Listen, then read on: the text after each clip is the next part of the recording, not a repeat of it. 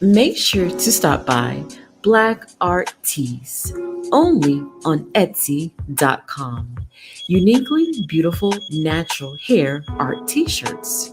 We don't do cookie cutter. Want the same old, same old? We ain't the one. Want to stand up and stand out while doing it? Now you're speaking our language. So, you've begun a rediscovery of your natural self, and it feels great, doesn't it? Now that you've found your way back to who you really are, let Black Art Tees tell the world. Be bold, be fierce, be you naturally. Be heard without saying a word. Make sure to check out Black Art Tees only on Etsy.com. Details in the description box.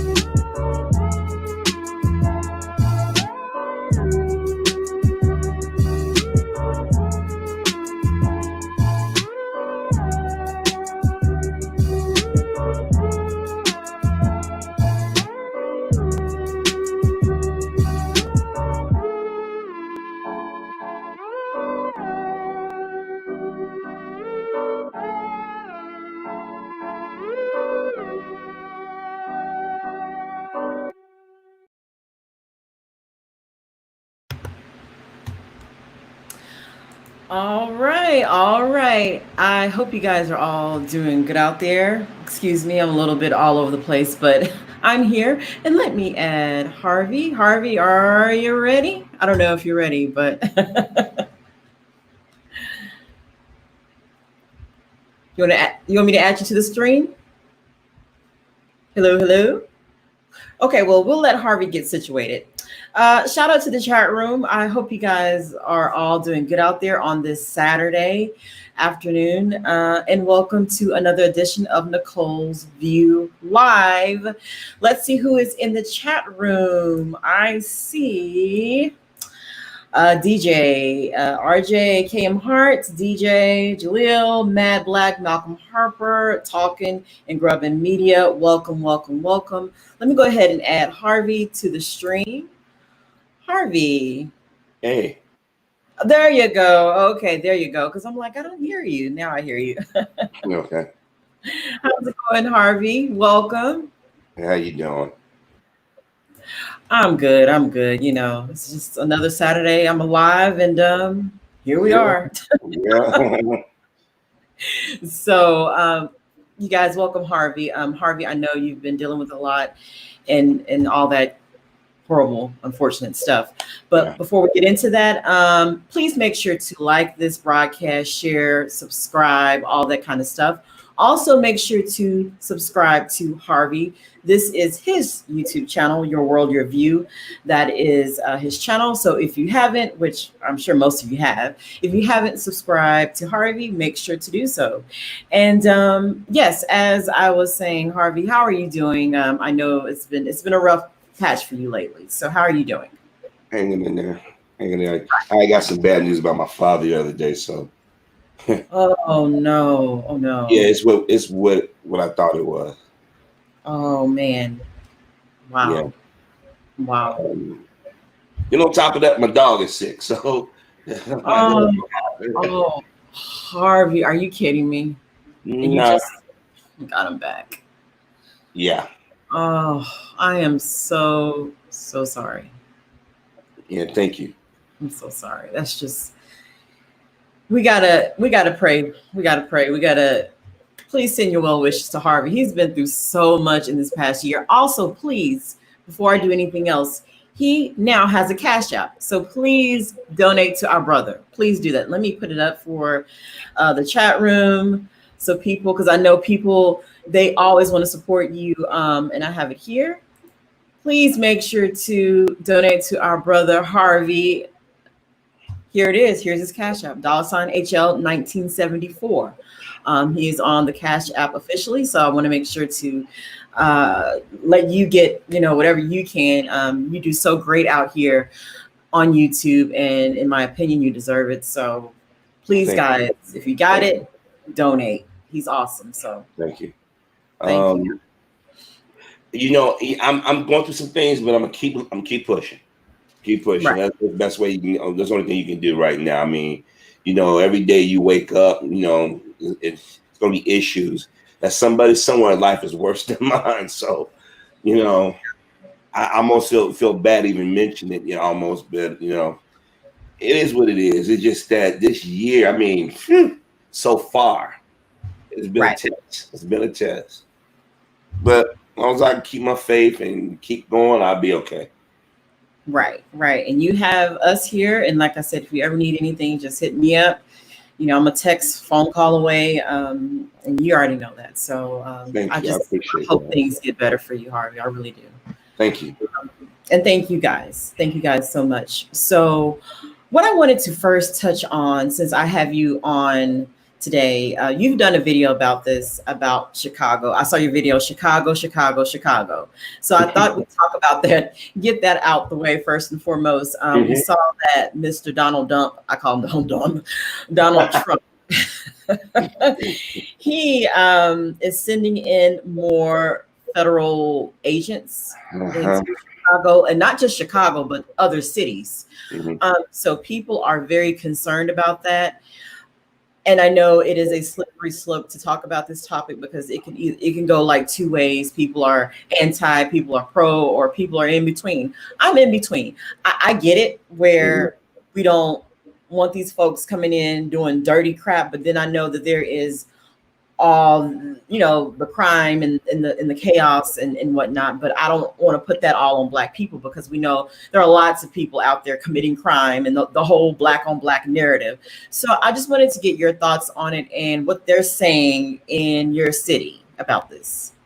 Well, there, like you, there are people in different. Well, I'm gonna say you, but what you just described. There are people for indifferent or don't want it to happen. I've been yelling for about a good since I've been doing YouTube videos 10 years, and prior to that, in my personal life, I've been saying that we better get a hold and ask for assistance from the military, and use what I mean by that, the reserve or National Guard, and using some people who live in the area who know the nuances of the city. You know what I mean? And usually there will be other Black faces. And people used to get mad at me until I said, look, until this crime visits you or somebody you love, your tune's going to change. And I don't know if you noticed that some people on social media starting to come more in line with what I've said. But what I've also said, if we don't call it out or ask for help or say something about it, you're going to have one of these senators, one of these governors, or our current commander-in-chief want to bring people in that have been a part of special forces, people who are part of the Army, Marines, Air Force, Navy, who have been trained. And I gotta be careful how I say this. But then again, I don't. When you go into the United States military, that's a thing that you learn in basic training and all through your military career. Kill the enemy, take control. Basically, we're trained to be killers. That switch does not get shut off once you leave the military. And if you're doing it for a long period of time, if you ever been to combat, you fire that weapon, you get a sense of arrogancy. This is why a lot of these young men and women or people in general hold on to guns, because once they fire their weapon, they understand how powerful it is, how at somebody's mercy you at. That's why today people, as former President Obama said, clean the guns. You see what I'm saying? And right. Chicago's always been a violent place. We romanticize violence of Chicago. Al Capone, Sam G. Remember, JFK got in office because of the mob. Nobody can be more violent than the mob. I mean, they would just chop you up and put you in bite-sized chunks and, things of that nature. I'm not being funny, but that's how it was. It wasn't until the last 30 years that you had people interfering on how Black families raise their children. And what happened is, if you take the parent ability to raise their child as they see fit, that child has no boundaries. And then they get introduced to other things. And when they get into other things, usually a lot of negative things. And a lot of these politicians, these crooked cops, and people in the media hid behind misinformation. Because a lot of stuff on Chicago is not gang related. You have domestic abuse. Right. You have accidental shootings. You have people. You have race soldiers that come into our community. And then the media gets us to exaggerate. There were times they said it was 60-something shootings. And you notice they always say it during the 4th of July weekend. That's what it usually is. A lot of times they're fireworks. A lot of times fireworks hit people's homes, hit the car. Because I had fireworks hit my home, and my alarm went off. And thank God it didn't set anything, fire anything. But we tend to want to believe the most negative thing, because when Obama was announced for office and while he was in office, they wanted to blacken him. They want to say, well, look at Chicago. Well, Obama had no control of what went on in Chicago. That was from the mayor, that's from the alderman, that was for the people holding their businesses. So now you got all this stuff going on in Chicago, and people are afraid. They bring in the federal troops, and they should, the federal troops, they should be afraid. Because let me tell you something, they pick them up, they have no identifying marks. They're just in camouflage uniforms, or just military gear. They can take them to black sites. I don't know if your listeners are familiar with the black sites, but there are places that they interrogate people, or they can lock you up for hours, and you don't get the phone call, you don't get the visitors. And then they can kill you and say, oh, my life is threatened. So this is, and what Trump is doing this for is for the election. And he's basically going back 50-some years, 52 years ago, when Nixon did the same thing. I mean, tough old crime, because he don't want to talk about the coronavirus. He's been trying to sow the seed of doubt with the mail-in votes and stuff. Now this is his last card to play. And you notice he all said all cities with large black populations and black mayors. And he got a mad on for Lori Lightfoot because Yes. she don't kiss his rear. Right. Yeah, and this New York Times article says, painting bleak portrait of urban crime, Trump sends more agents to Chicago and other cities. And it just goes on to say that Mr. Trump, who sought to make law and order a campaign theme and has denounced Democrat-run cities and statistics about a recent spat of gun violence in places like Chicago, while blaming local politicians for crime and criticizing the progressive defund the police slogan. And he says, we will never defund the police. The president said in remarks at the White House, we will hire more great policemen. We want to make law enforcement stronger, not weaker. What cities, are doing is absolutely insanity. And this almost, I know some folks on the left are not going to want to hear it, but remember who else was talking like this? Who else was talking like this 20 some years ago? What was that? Bill Clinton? Biden. No, Biden, yeah, but as far as, Biden was too, but the climate was very different. He wasn't the main focus, but now since when he was in debate and Kamala Harris brought it up, now his past is out there for everybody. But see, now he's changing his tune. But see, the difference between Biden, I know people say it's night and day. Trump is open with his. And maybe in some ways we should be thankful that he's open with his racism. Right. We can see it, because now when people say that black people are paranoid, we're like, what did you have for 4 years? I mean, this dude, I know that's going to sound crazy, but I'd rather see my racism out open. The one that sit there and smile and rub you good on the front, kick you in the rear, that's the one is more dangerous. I mean, both are dangerous. That one, that high, that's why I can't stand Bill Clinton. Biden, I'm holding my nose because I know how dangerous Trump is. If you get another 4 years, he gets a Supreme Court justice, and it gets worse and worse for our community. Yeah, I personally feel like I was listening to Tariq's latest broadcast, and he's absolutely right. If they offered actual resources, as we've been talking about, reparations and so many things, this will be cleared overnight. Oh, without a doubt. This will be cleared overnight. They want it like this. They like it like this. And another thing is, stay out of our business, out of our community. Stay out of our business. Because last year, I don't know if you recall, I meant to do a commentary about it, and I keep forgetting to do it. They had a bunch of Israelites that were marching through the south side of Chicago deep. I mean, these brothers were deep. The media act like it didn't happen. The national media act like it happened, but you had to go on the internet to find out. Here it is. I'm from the Chicago area. Even I didn't know about it. I saw somebody put it on the internet. They sit there and say black men don't give a damn. There are a lot of brothers and sisters, but mostly brothers. Let us go into our neighborhoods and clean up our neighborhoods. Let us deal with these young men and young women who are violent. Because some of our people are not going to sit around and pray for them. Because now they got our hands tied with people like Trump and his administration, those who watch Fox Clan, those who watch the number Caucasian News Network, and otherwise CNN, anybody get that, And the thing is that, we got to deal with people piggybacking Black Lives Matter. Even though we got issues with Black Lives Matter, a lot of people are doing dirt now, and black people are getting blamed for it. So now our hands are tied because we got an image problem. I see a lot of brothers and sisters who are energetic by going after the system, but they don't realize they're being manipulated at the same time. So now you get an occupying force come in, that's going to complete utter havoc in our communities. Right. And someone in the chat room made a good point. Quasi, Chicago is also surrounded by a bunch of towns that Torian Rain Reloaded has covered in his Sundown series. Yes, y'all don't think people from those towns aren't going to Chicago and kill black people. Oh, yeah, I mean, I can believe that too. It's a mixture. I don't say it's all one group. I feel like it's a mix. It's a mix. Nicole, I don't mean to bother you right now, but we got to troll back in here again. Oh, okay. Here we go. Yeah. Is this the same one? I'm assuming it is. Yeah. Who is it? It starts with a D, F, D, S, F, D, F, G, S, D, G. Oh, yeah. Yeah. All right, that's good. That's fine. We'll just save this.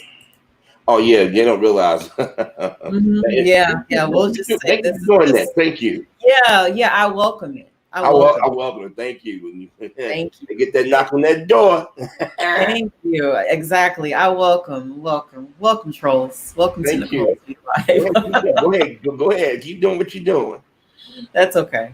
But But anyway, go ahead. I'm sorry, Nicole. no, you're fine. Yeah, I was just saying that we know that it's not all us doing this. We know, but they No. want to paint us as if we're the one committing all this crime, and we know And, that's not true. and that's the dangerous thing about it, because people are going to believe the Mhm. media. They're going to believe stuff. Like, you'd be surprised at people. I had this conversation with Phil of the African Diaspora Channel last night, and he was agreeing with me. Like, people believe the most negative images of us.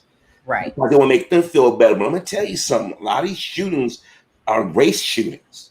The media, as soon as we talk about that, like when we do get a police department to benefit that, we like, nah, police ain't doing this. Nah, the gangs ain't doing this. These are race soldiers.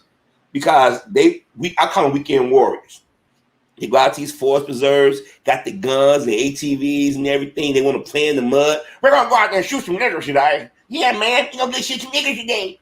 And then they drive out there because we're the only group of people, like everybody coming to our community, and we never respond. And when we do see them, especially late at night, because I don't know if you've seen them drive to your area late, past 10 o'clock, you're like, why is this white guy over here? Why is this white lady over here? Why are these teenagers over here? Then the next thing you hear about some shootings, and we never put two and two together. Murders are never getting solved. You got, everybody come in our community assuming that we all drug dealers, prostitutes, baby daddies, baby mamas and stuff, and like I said, we have to be careful ourselves, and we have to clean house too. Because like I said, and like you said, there's some people in our community who just don't want to get it, and they tie their hands up. And the thing is, Trump going to use this. They're going to use this to get cover to come into our neighborhoods. I'm telling y'all, don't think they won't come and occupy your neighborhood, and don't think that did you say Trump loses? If enough people who are in the business districts in these different states or these cities start yelling, the next president might keep them up in there. Think about it. Because when they say crime dropped down, of course crime going to drop. The people in the community that you stereotyping may not even be the ones who's committing the crimes. I mean, and there's another thing I want people to think about. When a school shooting happened, or a shooting in Vegas, or whatever happened, within minutes, we know who did. We know their social media profile. We know everything. You mean tell me Daryl and Pookie and Ray on the corner, you don't know who's committing the murders? So that should lose logic right there. Say, wait a minute, they can't tell me who's doing these shootings in the west or south side Chicago or other parts of the country, but you can tell me these mass shootings and stuff, either they don't care or they're part of it. That's just the way my mind goes. I don't know. I know what I've seen. No, I definitely get what you're saying. And it just goes back to resources and what they owe us, and it is what it is. They know how to clean these places up overnight. They know what they can do, how they can help us, but they don't want that. They want to be able to throw in our faces, well, what about black on black crime? So we can't focus on them and what they're doing. It's profit off our suffering. Exactly. Exactly. Continue to demonize and just do the most insane things. That's all this is. Just continuing. This has been going on for how long now? They want it this way. It's gotten worse within the last 15 years. And you have to ask why now? And I think part of it was to say chickens come home to roost.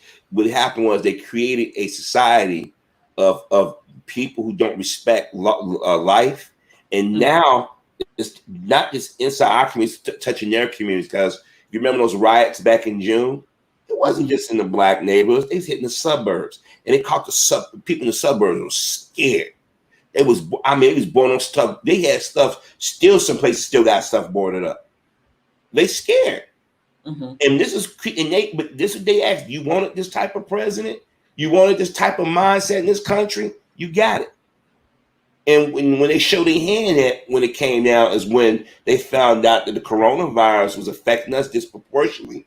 and they showed, they said, let's go out here, we're gonna get our guns, and we want to open the country up. Look what's not going on now. People suffering, same people.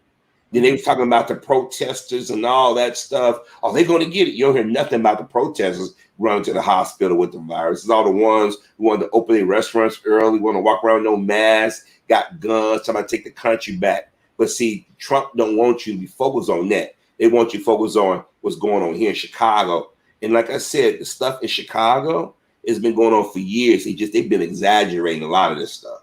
Right. And as you always say in your videos, Chicago is just code word for Obama. That's all that is. That's all it is. That's all it is. When you hear Chicago, think about Obama. Right. Right. That's what they want you to, associate, even though they say that Chicago isn't even like in the top 10 of the most violent cities. That's crazy to me, the way they talk about it. Yes, I understand bad things happen there, but bad things happen everywhere. And this is going to make me segue into where I'm at here in Texas. But before I do, shout out to the chat room. I am here with Mr. Harvey from Your World, Your View. And I want to thank, I believe, KM Hearts for the donation. Thank you so much. Now we're going to segue, speaking of bad things happening, into this story here. This young lady by the name of Gloria Bambeau here in Texas, originally from South Africa, if I was reading over her story. But she lived here in McKinney, Texas, and she was found hanging in her garage. And this story is just, once again, one of those things I'm like, okay, something doesn't sound right. Something ain't making sense. And they're trying to say it's suicide as usual. And the fact that they can so easily just say it's suicide, it really bothers me. How do you automatically know so soon that this is suicide? This takes time. Did she leave a suicide note? I mean, did she leave a suicide video? How do you automatically know like that? That's what bothers me about these hangings and how they so quickly come out and say it's suicide. But let me just briefly read over this article. And it just says, the death of a 20-year-old Black woman is garnering attention online. Earlier this week, a Facebook user by the name of Jamila Arnold posted about the death of Gloria Bambeau, a McKinney, Texas resident. The message claimed that Bambeau was found on July 12th by her white male roommate hanging inside of her garage. And it goes on to say, the post tagged the Collin County NAACP, the Dallas Morning News, and other media outlets. Arnold's message has since been shared more than 1,600 times with more than 250 comments. The Collin County NAACP wrote on Twitter that it was looking forward to the release of details from police. The McKinney Police Department took to Facebook July 23rd to address the social media speculation.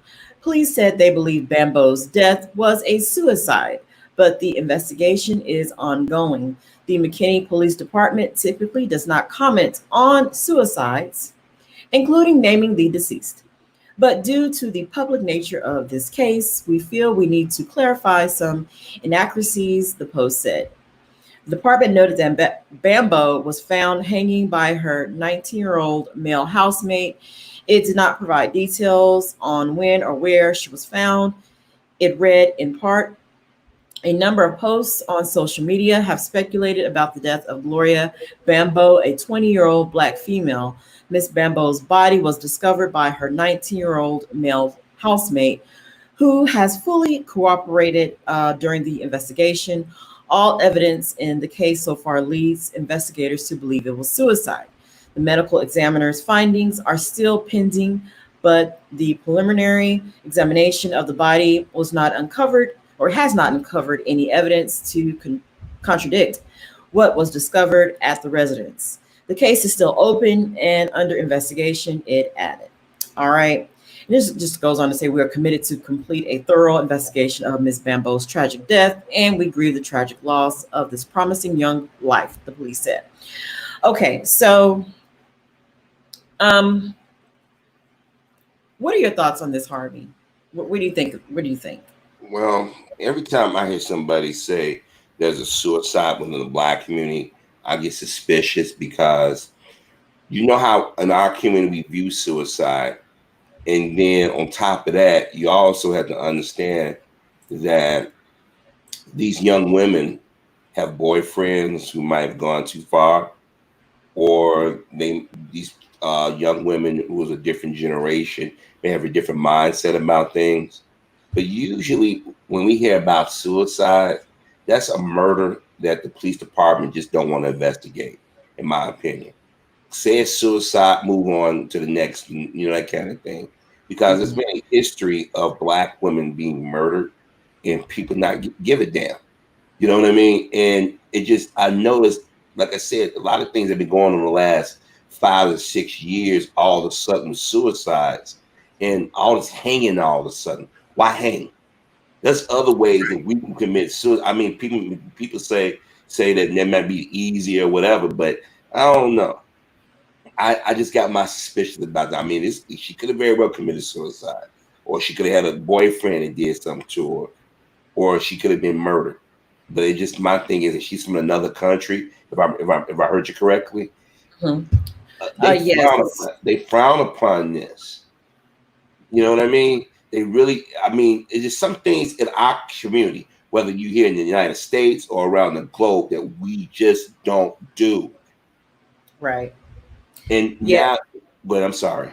No, you can go. And to have this to be I mean, it's like every other week we hear a story about a young brother or sister committing suicide. Yeah, I mean, and from Black Enterprise, it says their article says that Gloria Bambeau was a South African citizen and a resident of McKinney, Texas. So, yeah, to me, I don't like the fact that, especially when you find someone Black hanging, the fact that you immediately go to suicide, I have a problem with that. I don't like the fact that they do that. You don't even give it a chance to investigate. You don't even do that when these cops go shooting up folks. You know what Yeah, I'm saying? when How white kids go to commit suicide. suicide, they don't jump. They don't jump to suicide. They tell it seems nefarious, but we're gonna wait to get all the facts. Us suicide, wrong place Right, at the wrong time. Black on black crime. This is what they said. right. It's just it bothers me, and like you said, I agree. A lot of them they do this because they don't want to deal with what they may investigate. They don't want to investigate, and they're trying to calm this down. They don't need this. They don't want this. We see what's going on right now. Black people are just in a rage and outrage and angry and want change, demanding change, only to see stories like this. Why is it always a hanging? Why is it always a hanging? You know what I'm saying? To me, it just doesn't make sense. There are easier ways that someone can commit suicide. That Mhm. takes a lot to hang yourself. That's what I'm It saying. really That's like does. you. That's a slow death. If Right. anybody's ever choked, you panic number one. And if you doing that, I mean, I don't know. I just I mean, you probably do the same thing I do. You probably analyze certain things. When you hear certain things, you're like, okay, that's a slow death. When you choke somebody, you slowly losing air. You know what I mean? Just imagine when you choke how you respond. Just imagine somebody is committing suicide because that instinct, what's that survivor instinct kicks in. hmm You gotta hmm fight that urge to fight it. Fight or flight. Yeah. So yeah, flight or fight. Thank you. So like I hmm said, it just I mean, like I said, we're a different. Me and you're a different generation. hmm We may not go there. These young brothers, sisters, they might, but that's a small, very small group. You have to look. Then you look at where she's from culturally. They don't get down like that. That's one thing I can say was certain. Oh, you know what? Yeah, my dad would die. Okay, thank you. Yeah. Go. I just Yeah, saw it. Yeah. that don't hurt me. I made my peace with stuff. But thank you for putting that up there. Though you don't realize how much you're helping me. Oh yeah. Oh yeah. Absolutely. But Absolutely. anyways, I think a lot of times these are race killings, and when they hang, that's a display. It's like I was telling Philip, that's a display when they hang you, letting you know psychologically. Because if you think about lately, they've been showing a lot of images of black people hanging. If you notice in media, usually they would try to not show those type of things. That's a psychological thing. You know what I mean? And hmm so, like I said, I hope to God that we find out what it truly is. But we may never know, depending on how the police department is. And if she hadn't left anything that would any clues to what's going on, we all can just speculate, you know. Right, right. Well, we shall see where this goes. I mean, this is just bizarre to me how out of nowhere now we have all these hangings. Yeah, They're all suicides. yeah. I'm sorry, I mean, Okay. Oh no, no, no. I was just saying, pretty much it's just amazing to me that here we are and just all of a sudden people are hanging black folks. Okay. Okay. This is why you have to protect yourself. And I said this a few live streams back. If you know you're not suicidal, I would leave a video with your family or friends or whoever, store it away just to say, basically, my name is such and such on this day and time. I am not suicidal. I would not do this. Just to cover yourself. yeah, Just in case they want to pull these suicide. and this is why you hear me talk about mental health in our community is important, because if we have outlet or people that we can talk to about our stress and problems, when these murders come up, we sit there and say, wait a minute, we got people that's willing to talk. We got resources out there. So now they got no choice but to go back and look at these cases, because as I said before, there are tons of white people that jump out of buildings, kill their spouses and their children, and they do not want to say it's suicide. We gotta look into this more. But when it comes to us, oh, it's just suicide. Oh, they're gangbangers. They were just a violent couple, and that rubs me the wrong way because we know better.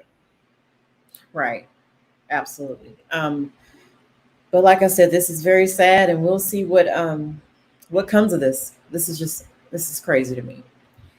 Right here in Texas, folks. But yeah, that's how it goes. But let's go ahead and segue into the next topic. And I don't know if you saw this, Harvey. Planned Parenthood, how they finally are admitting to how just a demon, how racist, how horrific this Margaret Sanger is. I just found that to be I found it so funny. Like, oh, now they're going to admit to this. Like, even if you feel like Planned Parenthood, a lot of folks feel like it's the Antichrist because of the abortions and all that kind of stuff. But aside from all that, what they offer, just typical screenings and whatnot, okay. But when you have something like folks are having abortions and it's attached to someone like this woman, Margaret Sanger, I can see why you have many people that are like, want nothing to do with Planned Parenthood. So I didn't know if you had seen that. I was just going to speak briefly on it. I saw it. Yeah. I laughed when I saw like, oh, now you guys want to admit to something that black folk been knowing damn near 100 years or so. This woman this woman hated black people, viciously. And the thing is, she was catching hell from her own community, but she still had enough hatred left over for us.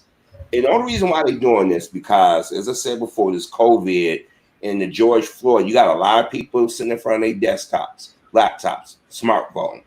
And I think they're afraid that people are going to bring this up. They're using the abortion fight. So they say, let's get in front of us before we get defunded, or people start demanding that we defund. Because a lot of people in our community don't know this history. You'd be surprised. A lot of people just say abortion is wrong, but they don't know how Planned Parenthood truly started. They don't know the history behind Planned Parenthood. Excuse me. And I just think what it is, they want to get in front of everybody. Got woke all of a sudden. They're afraid their money gonna go run dry. That's what it is. Election season. You took the census. And I mean, think about the census. How our numbers are always low and everybody else is high.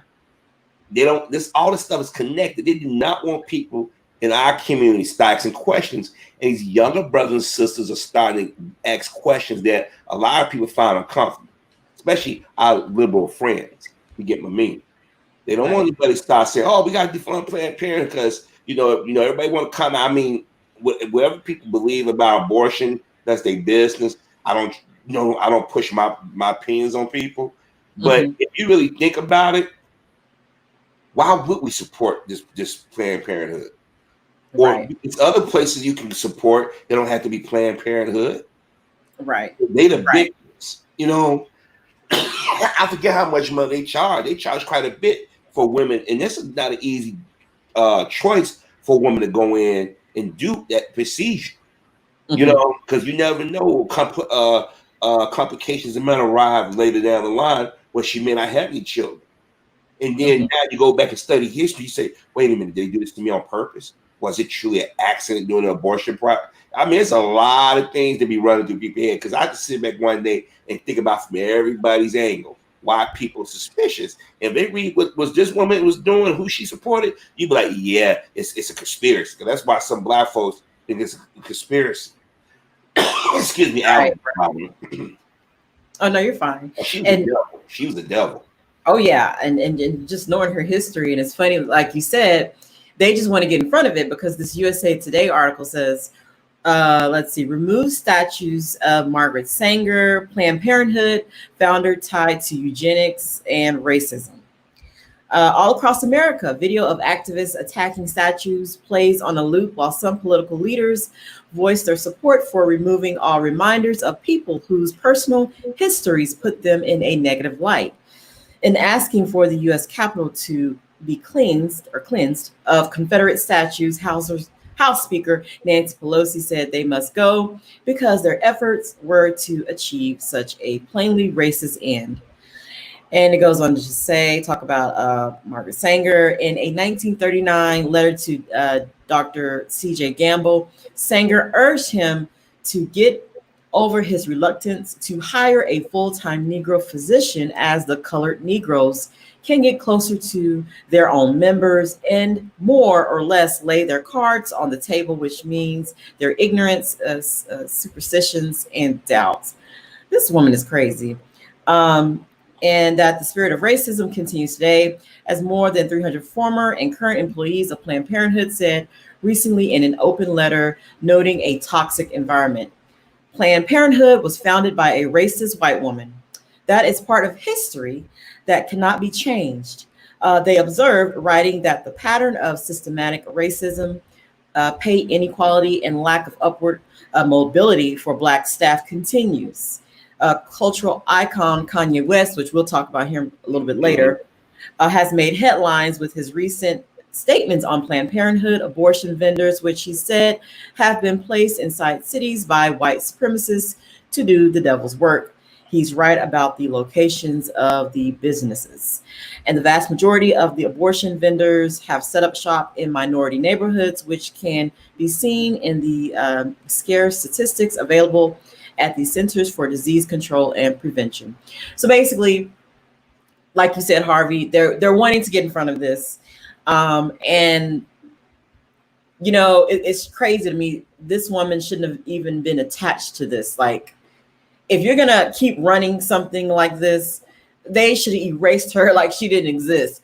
But these folks, they don't think like that, you know, and on top of it, they still want to have that, almost like we said, of a lynching, just having that person there. It just as a reminder, you know what I'm saying? It's sick, but you know. Also another reason why we get in front of this is because you have so many white women on a daily basis, and I've said this for a long time, exhibit their racism more than white men at times. And then people say, wait a minute, these white women who we now dub Karens are always getting in front of our face, saying and doing things. And you got this white chick with this history. Who's been a true evil person on this planet? Who's the first teacher of racism or hatred? And I mean, I'm not saying all, but come on, let's just keep it real, you know. And again, white women don't want you. They don't want to be seen as the opportunists they've been with a lot of these marches. I mean, look at the civil rights movement. They hijacked the civil rights movement from 1967 till about 1972. They got what they needed. They needed Black women, Black bodies.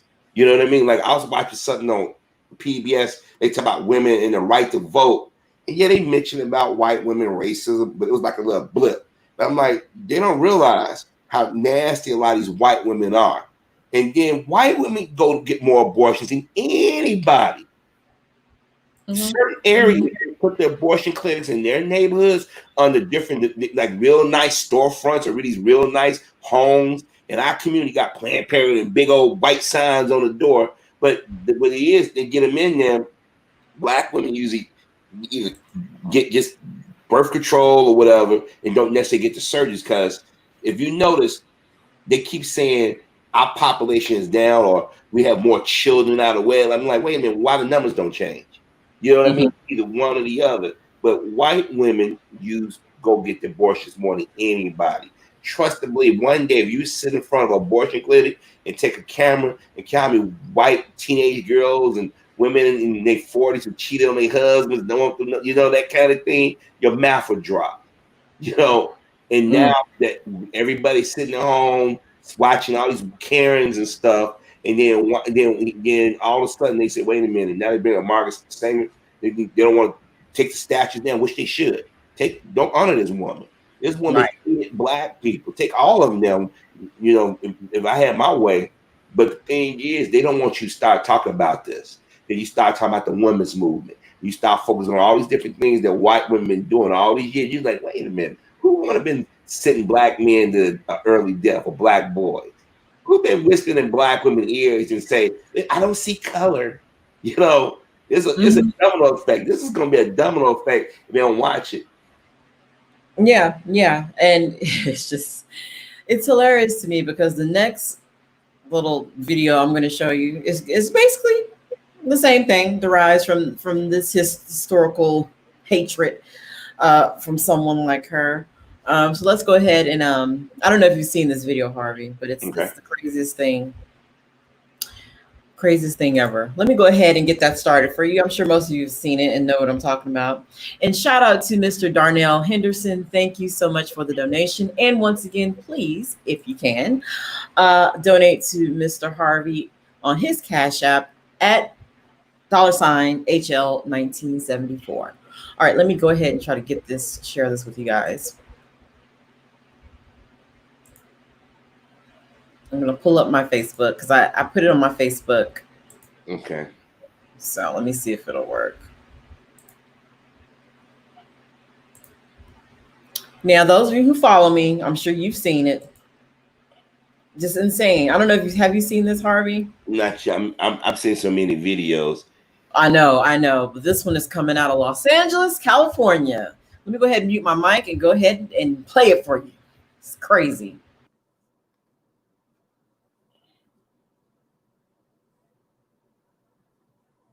You know you're mad. Okay. So you're not gonna. Oh yeah, I saw this one.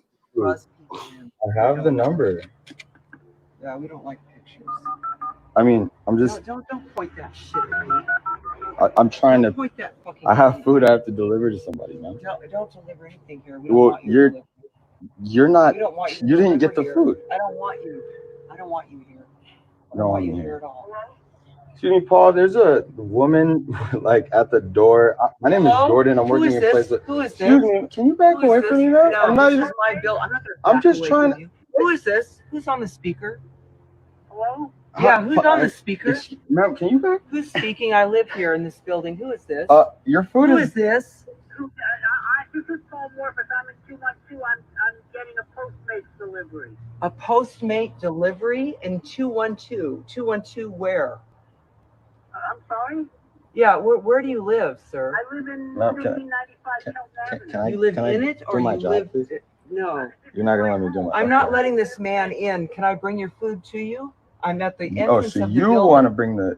I'm at the entrance to your building. Who are you? Who is this? I live here, asshole, me? and I pay rent here. So I do too. So what are you asking? I'm asking you to get out of my building because you don't live here. I'm a black man. I'm trying to deliver. My mom. I don't care if he's a purple man. I'm working for my mom. Her name is Anna. Yeah, I don't care. My name is Jordan. I'm trying to deliver your food. She said I she want you doesn't out want of me the here. She building. doesn't want me near here. I just want to deliver your food. I don't want him near here because I don't know him, and I don't want people buzzing him into my building. I don't know how to do this for you, but I don't want. She's like in front of the door. I can't. Security building. Right now. I don't know him. I know everybody in this building. He doesn't live here, and he's not a delivery boy. He had no car, no bike. Nothing. The car He that is I pulled up in, that white. Domino's. That's my he's white. Not Pizza Hut. That's my white car over He's there. not a delivery. He is not a delivery service. Yeah. Okay. He didn't get out of a Lyft. He didn't get out of an Uber. He didn't get out of a car, So Mercedes, a Honda, anything. Hello? He's a black Paul, guy is he walking still around who has a clicker to get into any building he wants to. Okay. Yeah, dude, you got codes, dude. I got codes. You don't got a brain. I don't got a brain. And Generation Z or X, whatever you are, people are dildos. You're not getting in. I'm not You getting don't in. have a key, dude. You're Yeah, not going to get. I have a key. You That's don't. cool. Can't, Can don't you not touch me? No, can you not film me? Okay, thank you. So I Yeah, can. I'll be Appreciate behind you. I don't want you filming me. What? Can you get away from me? No, that phone. No, I don't. Lady, can you? funny? Because you're getting. Yeah. You're getting close to me. At least I made you laugh. I mean, I guess this is really terrible. This is horrible. Hello? Hi, Paul. Buzz Did you want me to? 110. Excuse Buzz me. 110. Excuse me. Do you want me to leave it down here for you? Can I just come downstairs? Please, please. Yeah, I'd really appreciate it. Thank you. Buzz 110. No, Yeah, Buzz I'm 110. not doing anything for you. I don't know 110. you. Buzz 110. I'm You knew how to buzz him. by the way, I have Buzz this 110. on just I'm so that curious. and if you You do wanna hear something music? to me, You don't want to hear music? I just Buzz want it to 110. be- Here's okay. 110. Pound. I just want to document this. 110. Just doing my There. job. Let's One see of my if it 3 works. jobs. They took my name off. Trying to Did you know deliver that? food. They took my name off the directory. They used to have. So you don't even live here. I live here, asshole. So I why lived they- here for 7 years, But and they I took don't your like name your off? fucking pig fuck phone either. Okay, how do I do this? Let's see. Press pound Alright, I'm gonna stop over 110. here. Let's see if it buzzes This my is email. crazy. Yeah, what's Can up with you you guys? back How old away are you? from me? 27. You're my son. I'm not You talking play to you ball? anymore. I'm not He gonna plays talk to you. basketball. That's cool. Yeah, good. This guy's a neighbor. Cool. I see him all the time. That's great. I've never seen you in my life. Because I don't live here. Look at some. I can see you. I wasn't No, talking your to you phone's looking at me as well. as well. I Just in don't know case you this try to call the person. I don't cops know or this something person. and tell I them don't one know thing. that. You guys and it's and your not that. phones, how would you like me to go? You're like this. You can't do anything without them. You Dude, carry a little phone around. this- You can't do anything. what are you without doing right now? Like, why are you? can't do I just fuck don't without understand. phones. Like, you're crazy. Okay, Okay. I have one too. You like Galaxy? Nah, it's an Android. I don't Yeah, fuck with I'll give it to you Androids. for free. I just want to get Paul? Yeah, but you're not. Here, I'm Paul. not letting him I'm- buzz his own phone. I buzzed. No, he's not going to be buzzed in. I just want Get your food. Yeah, just get your food. Thank you, Paul. Have a good one. Sorry about that. Now, why haven't Jesus Christ. It's crazy.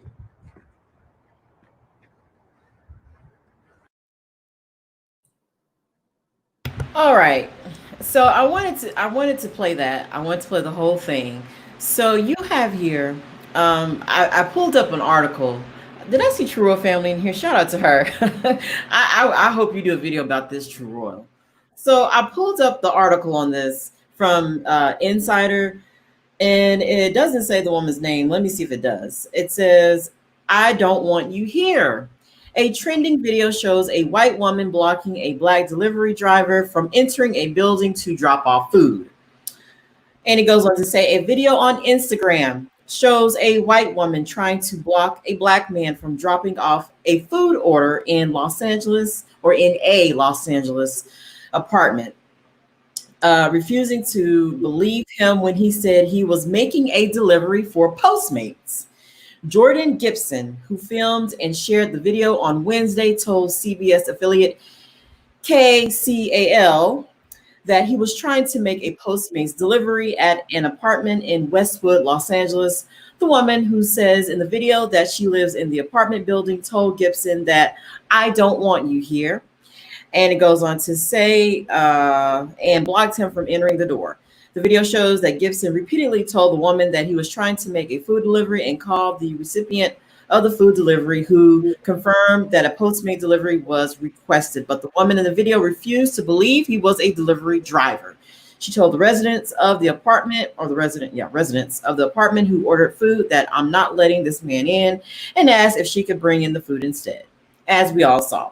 So it's just going on to talk about the incident, and it just says that Gibson told KCAL that he filmed and shared the video because he didn't want to get arrested, adding that she was a white woman and just how things are going now. I didn't know how it would transpire. Situations like well, situations like these situation I was in, they don't make you, they don't break you. He said they should just be something you went through. Resilience is power.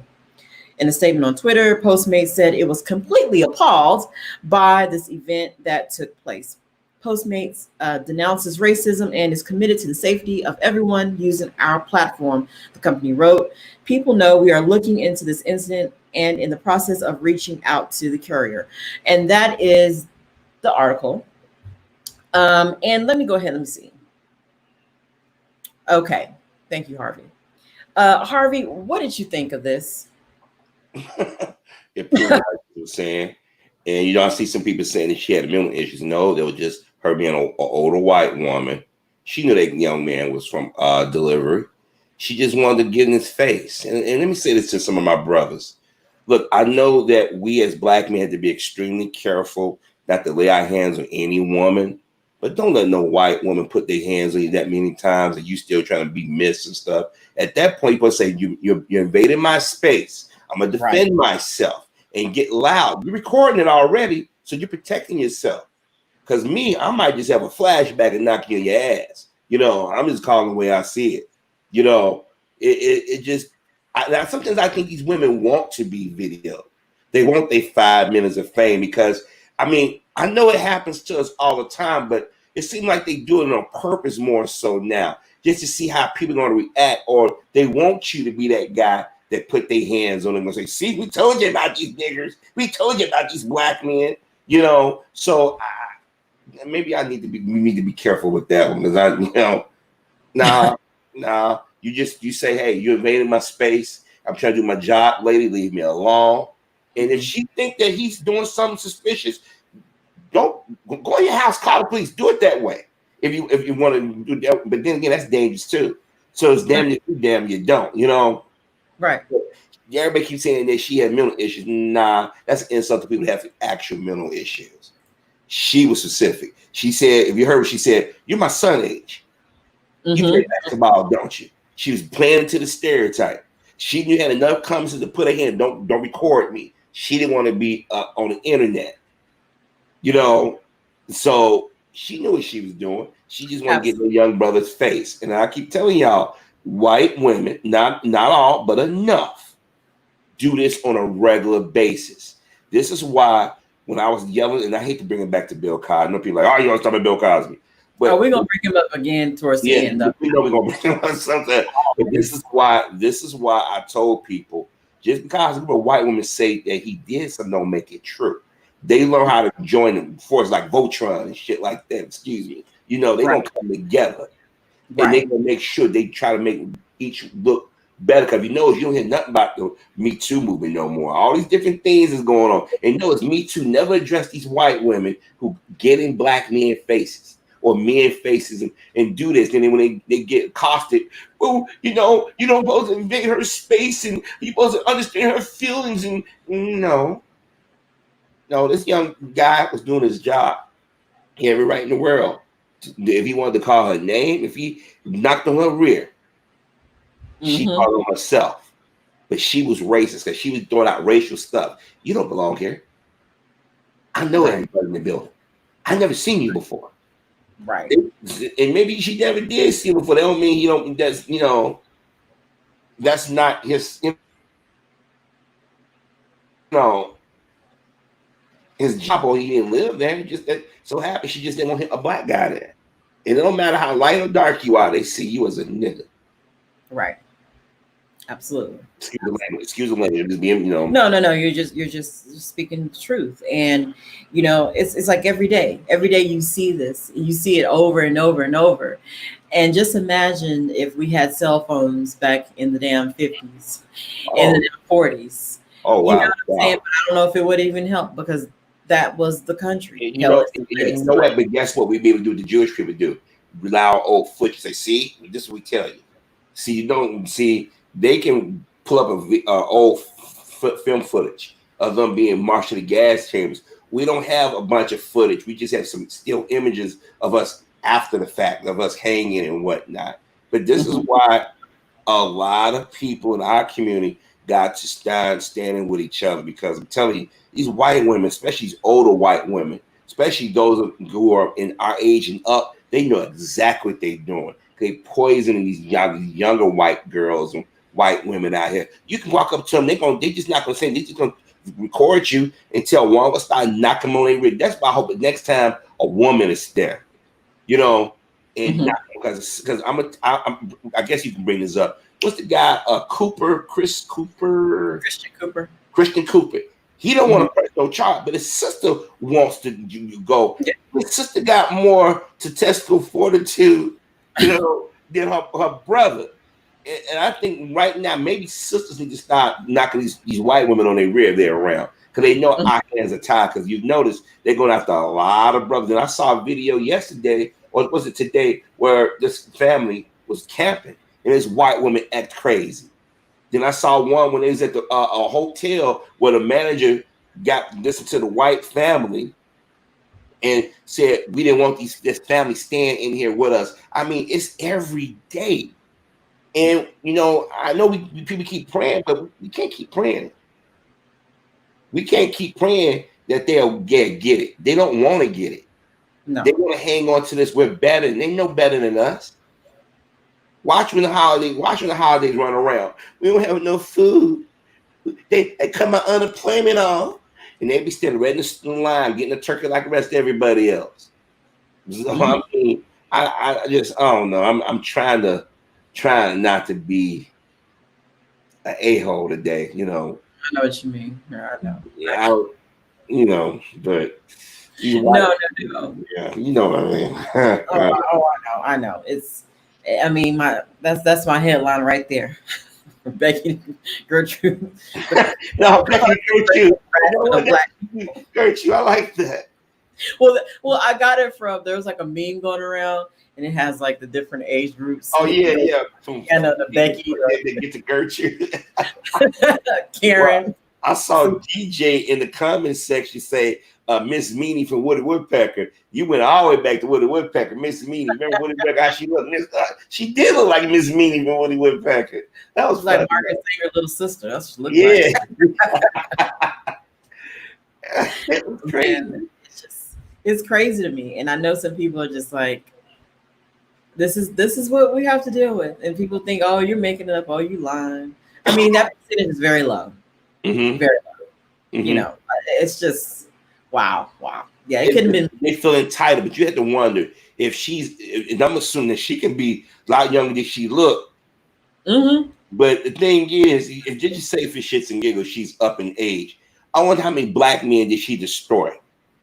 I mean, at work, going out shopping. Because I'm gonna tell you something. If my mother and father or my father wasn't smart, he'd probably got shot in front of us. Because years ago, we went to a plaza when they used to call them plazas. And this white woman yelled. But because my mother, you know, worked for the police department, she knew that most of the places had cameras. She said, look at that camera. If my husband did it, you arrest him. The police came out. They went in the back room and viewed it and realized my father was nowhere near this white woman. That right there, when I think about that, I'm like, my father could have got killed or went to jail because some white woman just wanted to yell out and see how powerful she can be. And you think about all the brothers, young and old, whose lives have been destroyed. I remember, look what that Amy Cooper did. I'm going to say, you're a black man. I'm going to say, and she was, and for the media to dismiss her and not talk about it, but they don't want to talk about it because they got like maybe 10 years worth of videos within a month. I mean, every day you get 2 or 3 videos or more with white women showing their natural ass. So the next time somebody say something about your Bill Cosby's, your Cuba Gooding Jr., hey, you saw that video with Karen, how she was acting towards that black guy. And there was some videos where white women come out and say, talk about black men having sex with them, and then the brothers turn them down, they get angry. We've been talking about your Karens and your Beckys, like you said, with the Cosby case, and now people are paying attention. Okay. Yeah, we like prophets now. For real. Like prophets. Really? Now it's in vogue to call them out. Now it's in vogue. We're going to get on that. You just wait. We're going to get on that again. But now we're going to segue into the celebrities. I do my serious stories first, my batch of serious stories, and then I segue into the celebrities. And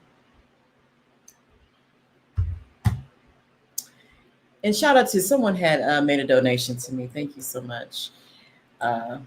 I missed you, but I saw it, but thank you. So let's go ahead and transition to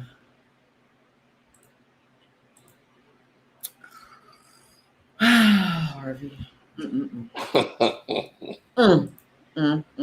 the words of the True Royal family,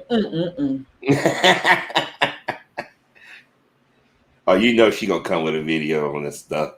You know, I'm not even showing pictures of Nick Cannon. This is how this is the real Nick Cannon right here. That's the real Nick Cannon. I'm not showing pictures of him in the turban and black. I'm not showing. I got some. This is the real Nick Cannon right here. Yeah. So Harvey, I don't know if you saw. He met with that rabbi. I don't even remember rabbi's name. But from what people told me, it was a bunch of groveling. It was a bunch of, oh yes, I'm so sorry. I'm so sorry. It was a bunch of that. And now this donation that he's making to the Simon, is it Wiesenthal Center? Yeah. So this is what we're doing now.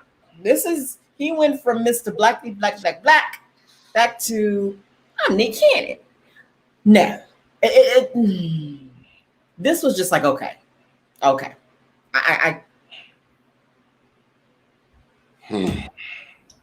let me do this. I told you so. I told you so. The way you clench your voice. I had to get ready for this one. Cause what did I say last year? What did I say the year before? I'm sorry. Well, let me tell you something. He was talking about that crap about R. Kelly. One saw R. Kelly, I said, he gonna get his ninja moment. He gonna get it sooner or later. Went around with that turban, thought he was gonna meet with Professor Griff. I don't know Nick is old enough to know that Professor Griff got a history. And the moment they saw him on there, they were, oh, we gotta check Nick, put him back in place. And Nick had the nerve to get mad at the community because we supported him when everybody said, what did he say was anti-Semitic? They could never say what he said. You know what I mean? And right. Like I said, I told you so. Oh, that was funny. Oh, so funny. Yeah, I had to clean the voice out. You know that Tom and Jerry cartoon Crambo? Let me go get y'all ready to get the nephew. Wow. We needed that laugh, though, because they get to Nick Cannon. And I saw D.L. Hughley, Charles Barkley, and I'm so disappointed Kareem Abdul-Jabbar. The father, the teachers of Elijah Muhammad. Now they got his old butt. I guess he wants to be relevant again. Then you got who else? Some more. You got some more people. Whoopi Goldberg, which I'm not shocked because she turned to Arsenio Hall. About 30 years ago now. And you had Sonny Hoist talking about, well, my father is Jewish. Okay. What did he say was anti-Semitic? Now, look, I've heard and I've seen anti-Semitism, and I would never say it doesn't exist. But for some reason, when Black folk talk about, and it's about talking about history, okay? When we start talking about interaction with certain members of the Jewish community, they start to sweat because they know their history, they know their current history. And their current history is just about as bad as their past history. And what I mean by that is, if somebody say Hollywood has a large Jewish influence, they're not lying. That's not anti-Semitism. They're stating a fact. The guy that created Two Broke Men and all those shows, mostly on CBS, Chuck Lorre, he's Jewish, but he changed his name so he won't appear to be Jewish. Summer Redstone, who owns Viacom, who owns CBS, his daughter's running that. Les Moonves used to be the head of CBS, was Jewish. Jeff Zucker over there at CNN, who used to be worked his way from the Today Show to be the head honcho at CNN, he's Jewish as well. When that Sony hack happened, it was a Jewish gay man and a Jewish white woman found out how they truly thought about Denzel and Will Smith and everybody. Now, if somebody says that the NBA is predominantly black, that's not racist. That's just stating the obvious. You know, if somebody say that poverty hits our community in a large number, then I might say, well, no, white people usually suffer more than that, but we can go back and forth with that. But if we say something about the Jewish community, they get nervous because you know why they praising Dr. King? They don't want you to talk about how they betrayed Dr. King, the movement back in the 60s. They don't want you to talk about Donald Trump got part of his staff or Steve Miller, who's Jewish, who the one that was pushing about putting the kids in the cages, about they got good guys on both sides in Charlottesville, going after Black Lives Matter, you know. And so when we talk about anti-Semitism, you know, the ADL telling us who we should listen to, when Farrakhan speak, that's none of their business. We don't tell them who they speak to. You know, that Rabbi Shmuley supposed to be a Michael Jackson friend. Michael Jackson wasn't dead 30 minutes. He was throwing salt on Michael Jackson. Yes, So, he was. who is, and then they talk about the black community anti-Semitism. I don't recall hearing a black person say using any anti-Semitic slurs against Jewish people. Tell me in our community where, and right now, I may know some slurs because I know better, but I won't say it. But the thing is, we don't teach that in our community. So how do we become the biggest anti-Semites in the world? We don't be marching with tiki torches. We don't be wearing Nazi garb. We don't go to their cemeteries, tearing up their cemeteries. That don't be us. But yet, we are the most, anti-Semitic? Well, they got pissed off at, he said, we the true Hebrews and whatnot. And anybody with common sense would know that that's not originally a part of the world they lived. I mean, yeah, humanity started in Africa, but you know, they not really from that part because they don't want to talk about what's going on in Israel with them calling after killing black people, sterilizing black women. They don't want to hear none of that stuff. See, what happened is Nick was the wrong person to bring it up. He's a well-known entity, and they're going to watch everything these well-known black people do. Stay in your place. And Nick said, I was going to kill myself. Really, Nick? Why the black community mad at me? Because we was taking up for your ass. You had our support. That's why Fox didn't fire his ass. CBS wanted to get rid of him anyway. They just used this as a clean house. And then he talked about ownership of my show. I'm sorry, you did a work for hire thing, Nick. When he said somebody's show, I'm like, don't he know what work for hire is? They said you got a contract with us, but you took all your ideas and then say, okay, I made creative and control own this. See, it's a lot of stuff that, you know, these smart Negroes in Hollywood think they know. But they all came out and started saying, black community got anti-Semitism. Jamil Hill, I'm like, really? Really? Okay, well, okay, fine. Right. And you know, it's so funny, Harvey. I sit back and I think about, like, for example, Nick Cannon. And then shout out to, I don't know if he's in here, Clay. If he's in here, he made a great point. He was like, you know, poor Michael Jackson, poor Bill Cosby. Let's take those two, for instance. They flipped the script. And when I mean they flipped the script, they flipped the script. When Michael bought that catalog, that was his power. Him trying to get some, you know, how they do us. And look at the hell he went through until he died. And then look at a Cosby. You never heard about Cosby. When it came to this kind of stuff, he was about his business. Like you said, sign your own checks. He signed his own checks. And look at all the shows from, he had the Bill Cosby show, the Cosby show, Cosby. You see how he kept his name? Did y'all catch that? He didn't do none of this. Well, you can just, you know, whatever, I'll take this money. At least he kept his name. You wasn't able to pull one over on him, on those types. You know, people attack them all the time, but they don't look at the business moves they made. You know what I'm saying? And now look at this. He has to literally grovel. He has to grovel as if he's been neutered. I hate to say this. I really do. And Nick is 39 years old, so he's old enough to know better. You know what I mean? And my thing is, I say this when I do my commentaries. You know, I hate doing disclaimers, but you got to at some point nowadays because people are so. I'm going to use the term PC because I hate when they use the term PC. That's code speak for black folk. That's what it is. But when people are so sensitive, or everybody want to be egregious about something, they don't want black folks saying anything about anybody. They don't want us. They don't want us to talk about it. Like I said before, this is why you often hear me say in my commentaries, control your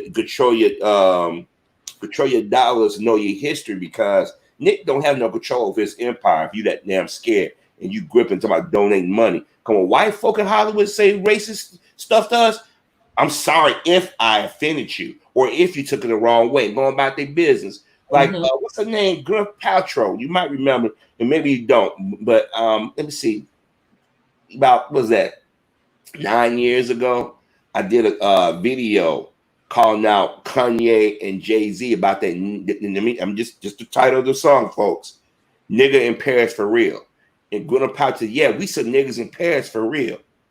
And I'm like, really? This is the same woman named the kid off a damn fruit.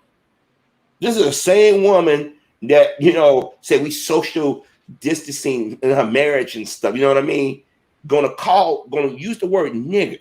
And then when people in the community say, yo, you was out of pocket, to this day, she ain't apologized. To this day, she ain't been made to suffer for it. But let me just say, you know, reason why we have issues with Jewish community, oh, you're anti-Semitic, and everybody gets scared and you shut it down. Like when they did with Farrakhan, I'm like, they would never play the clip that they say Farrakhan said what he said. They won't risk it. You know what I mean? So just throw anti-Semitism out. And black folk, we got to be honest. Some of us are scared of white people. We're just going to call it what it is. They can speak freely about us all day. You say something about them, reverse racist, anti-Semitism, you know, but they can tell us, Harvey, all day. You're pulling the race card. I'm going to say you're pulling the anti-Semitism card. Yeah. You know, I want to see this race card. I want to benefit from this race card that they say we got somewhere. And that's their way of dismissing. When you say we got white privilege, oh, you do. You do. And you can walk freely and do all the crap that you do. That's privilege. But this anti-Semitism thing is bothering me. Because, and if you don't mind, I'll share a story with you real quick. Oh, sure. I was in high school. And, you know, most schools within the city or now they have a large number of white female teachers. And you're going to get some old white teachers. And I don't know if this white teacher, I can't remember if she was a victim of the Holocaust or she had friends or family in it. But I'm going to tell you something. She found a way to bring the Holocaust in every school. We talk about George Washington. She found a way to bring the Holocaust. I'm not exaggerating, ain't being funny. This is how she did. So around January, you know, we was, you know, talking about Dr. King. None of they want to talk about Dr. King, Rosa Parks, and that's it. And I said, well, why don't we talk about how Dr. King was starting to be more like Malcolm at the end of his life and talk about the Poor People's March. Oh, we don't even talk about that. Isn't that part of U.S. history? Well, we'll talk about that February. Okay, fine, no problem. February come around. Malcolm X had just been released on tape. You know, remember the double tape of Malcolm X and it came out? Well, she wanted to talk about the Holocaust. And I'm like, I know that's a part of history, but we've been talking about this since the start of school. Why don't we talk about Black history? Because Black History Month, I mean, predominantly Black school. Well, what do you want to talk about? We could talk about Dr. King. Why don't we talk about Malcolm X since the movie come out? You know, where the lies and distortions come from. That man went and told the white Jewish teachers of my school, he's anti-Semite. He's anti-Semitism. And they thought I didn't know what it was. I'm like, they think that we don't know that what anti-Semitism is. So I go down and see one of my teachers, one of the Black teachers said, Mr. You know what? He said, I hear that you don't like Jewish people. I said, where you get that from? Well, Miss such and such said this. I'm like, I never said that. All I just said that we're in the predominantly Black school. It's Black History Month. Can we talk about somebody other than Dr. King? And when I said Malcolm X, he said, well, you know how they are about Malcolm X. I said, why is it that we got to tiptoe around our people, our history? And then they talk about the history all day, and they can destroy it. We know when they lying. And he said, well, you know how it is. I said, but we go to a predominantly black school. Yeah, how do you really? Yeah, and I'm sitting there, and they made my senior hell behind that one. They was called. That's why y'all hear me say they call me Junior Farrakhan. Sometimes they was calling me Little Farrakhan for what I heard teachers say it. Well, the white Jewish teachers were saying, there we go. I don't care everything Mr. Farrakhan say, but I wear a badge of honor because we keep acquiescing to everybody else. We keep going by their version of events. I mean, look how they romanticize Dr. King on the slide, but then say, Dr. King cheated on his wife with no proof. Medgar Evers was stealing money. Then they go get his brother who died the other day, was out there defending white supremacy. They don't want us to talk about our history. This is why I think so many of our people in the community don't respect each other, because we don't know the struggle.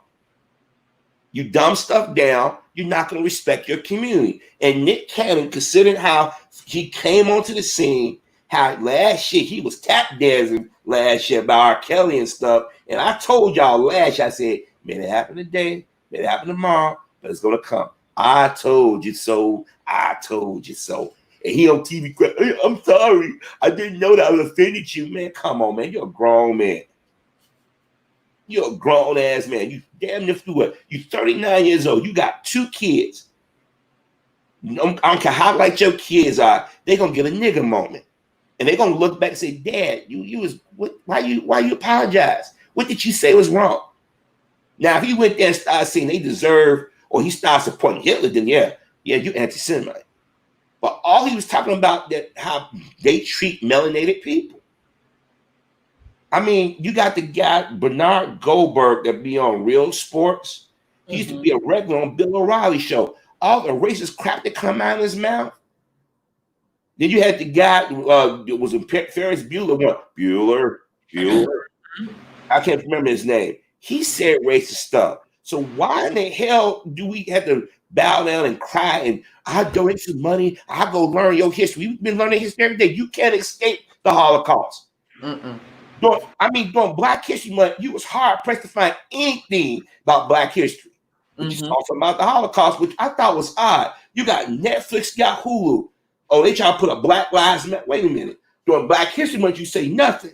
But doing this George Floyd thing, we want to show our support for the Black. Get the what out of here. You blue-eyed devil motherfucker. No, I'm sorry. I didn't want that. I'm telling Malcolm X, I'm sorry. Yeah, it's crazy to me. It's crazy to me. Like, I didn't mean to monopolize. I'm sorry, Nicole. This is your show. No. I apologize. I have you on here to, give your side too, because I just look at this and I say, what a waste. Like, but I understand he has to save that money and Yeah, that means he don't have no money if he got a grip like that. Means let me tell you something. If I had 10 million, I would say F you. He's reported to have over $40 million. He's still gripping. So either he ain't so sure about his arrangement, his money arrangement, or something. He just want to be in their good graces. Yeah. I'm sorry. This is what I would have did. I was like, you know what? I meant no harm, but what did I say that was anti-Semitic? Let's start the conversation like that. Point to me, and I can tell you what my experience is and what I've seen in my community. Because if somebody asks me that, I say, okay, let's talk. Y'all say y'all help form the NAACP. Where y'all at today? When it's under attack, y'all don't say nothing. When it comes to TV, since our history and your history is supposed to be the same, why is it that in the 1960s y'all stopped marching with us? Why is it that if y'all history is the same as ours, why don't you bring us into television land instead of using us to start networks? Look at Fox. Look what they did to Fox. Look what they did to Warner Bros. WB, UPN. Get blacks in and get us to get your viewers up. Then you toss us aside. But who run the networks? Jewish folk. That's not being anti-Semite. That's stating a fact. Now, if I said something hateful to Jewish people, then we can sit there and say, yo, that's anti-Semitism. But tell me what about the last few years, you may have 1 or 2 incidents, and usually somebody did something to trigger those black men and black women to go there. Because normally we don't do that. But then Barack Obama, when he was running, he played that thing with Hillary Clinton. Well, in black community, we have a history of anti-Semitism. But weren't you meeting with Farrakhan back when you was running for state senate and everything? Were you going out getting his support? And then Charles Barkley got a lot of. I guess people forget what he said in the 80s about the Jewish folk. In the black community, we should be doing the racism. No. That ugly ass. I'm gonna shut up. I'm sorry. Yeah. And he fell on the stage, almost died, and still got a lot of nerve. In the black community, Nick Cannon, what he said was just wrong. That's why he can't keep a job nowhere. That short tattoo mother. I'm sorry, Nicole. No, you're fine. Let it out. You wasn't here last week, so let it out. Yeah, I got a lot of pent up. You got a lot of it. So I'm just letting it. It bothered me. See Nick just It's like, God, you already apologized. You had this rabbi on, and now it's just like it feels like blackmail. Feels like blackmail to me. It feels like it's just. This is too much. This is too much. Black men look good whatsoever. No. They look like punks. That's why some of our women don't respect us. Right. Like, I mean, this almost reminds me of Christian Cooper. It's just weird. It's just weird. It's just, no. I'm just sitting back looking at this like, why is he, this is too much. Like, stop already. Just stop. We want to be in the metaphysical new world. We want to help everybody. That's what we are. No, it just there is no such world as that. It does not exist. If it did, we'd all be equal, and we're not. Yeah, and then another thing I'm going to bring up: people this is another history lesson. When rap started to change, who was the managers and the agents behind these rappers? Who's sitting at the board telling these rappers, go out there and you do this type of rap? But they wouldn't dare tell a white person go out there and just talk bad about their community, call women out of their names. See, and now they talk about Ice Cube is anti-Semitic because he told Jake Tapper to watch himself. Actually, let me tell you, Tamika Mallory, she got more balls than Nick Cannon. When they tried to go after her, she said, well, you ain't gonna tell me who to talk to. Nick, she ain't go meet with nobody. She kept moving. That's right. But you know what they'll say? Oh, well, she ain't got nothing. She ain't got money like Nick got. Well, that ain't his money. That ain't Nick's money. That's what. You would think somebody who don't have that kind of money would be more inclined to be begging and sit at somebody's table. You got that kind of money, you gripping? They don't donate jack to us. If they do, donate about $2,000 to put as a tax write-off, if that. I don't. It looked bad. I would just shut up. That's what I would have did. Say the apology. You've been apologizing for the last 2 weeks. I'm sorry. Let me meet down with the rabbi and them. They God. It basically is like a slave going to the master. I didn't mean to say anything, master. I didn't know what happened. I just got with them other black folk and I got relaxed and it just came out the wrong way. Ooh, man, oh man! But what it is what it is now. Now we know. We know. Yeah, he mad at the black community. Yeah, we mad at you, Nick. Yeah. But I mean, we're not the one that canceled you. Like, shout out to our sister Vicky Diller. We're not the one that canceled Nick. Okay, no, so why would you even care what we say? Okay. And then what got me? You got some Hispanics want to join the conversation. Y'all need to worry about y'all not getting locked up in cages. I used to be a fan of you.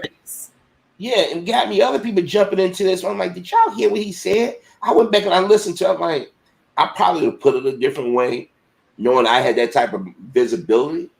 But what did he say was anti-Semitic? But I don't know. Yeah, I don't know. But anyway, this is, like I said, this is the real Nick right here. But anyway. Now we're gonna segue. 2 more topics and then I'm done. I got you. I saw your videos on Mr. Kanye West, and his mental health and what he's going through, and all that good stuff. So I want to speak on it too. Let me share my screen, because what I've noticed when it comes to Kanye West, people are broken up into 3 categories. This is what I've observed.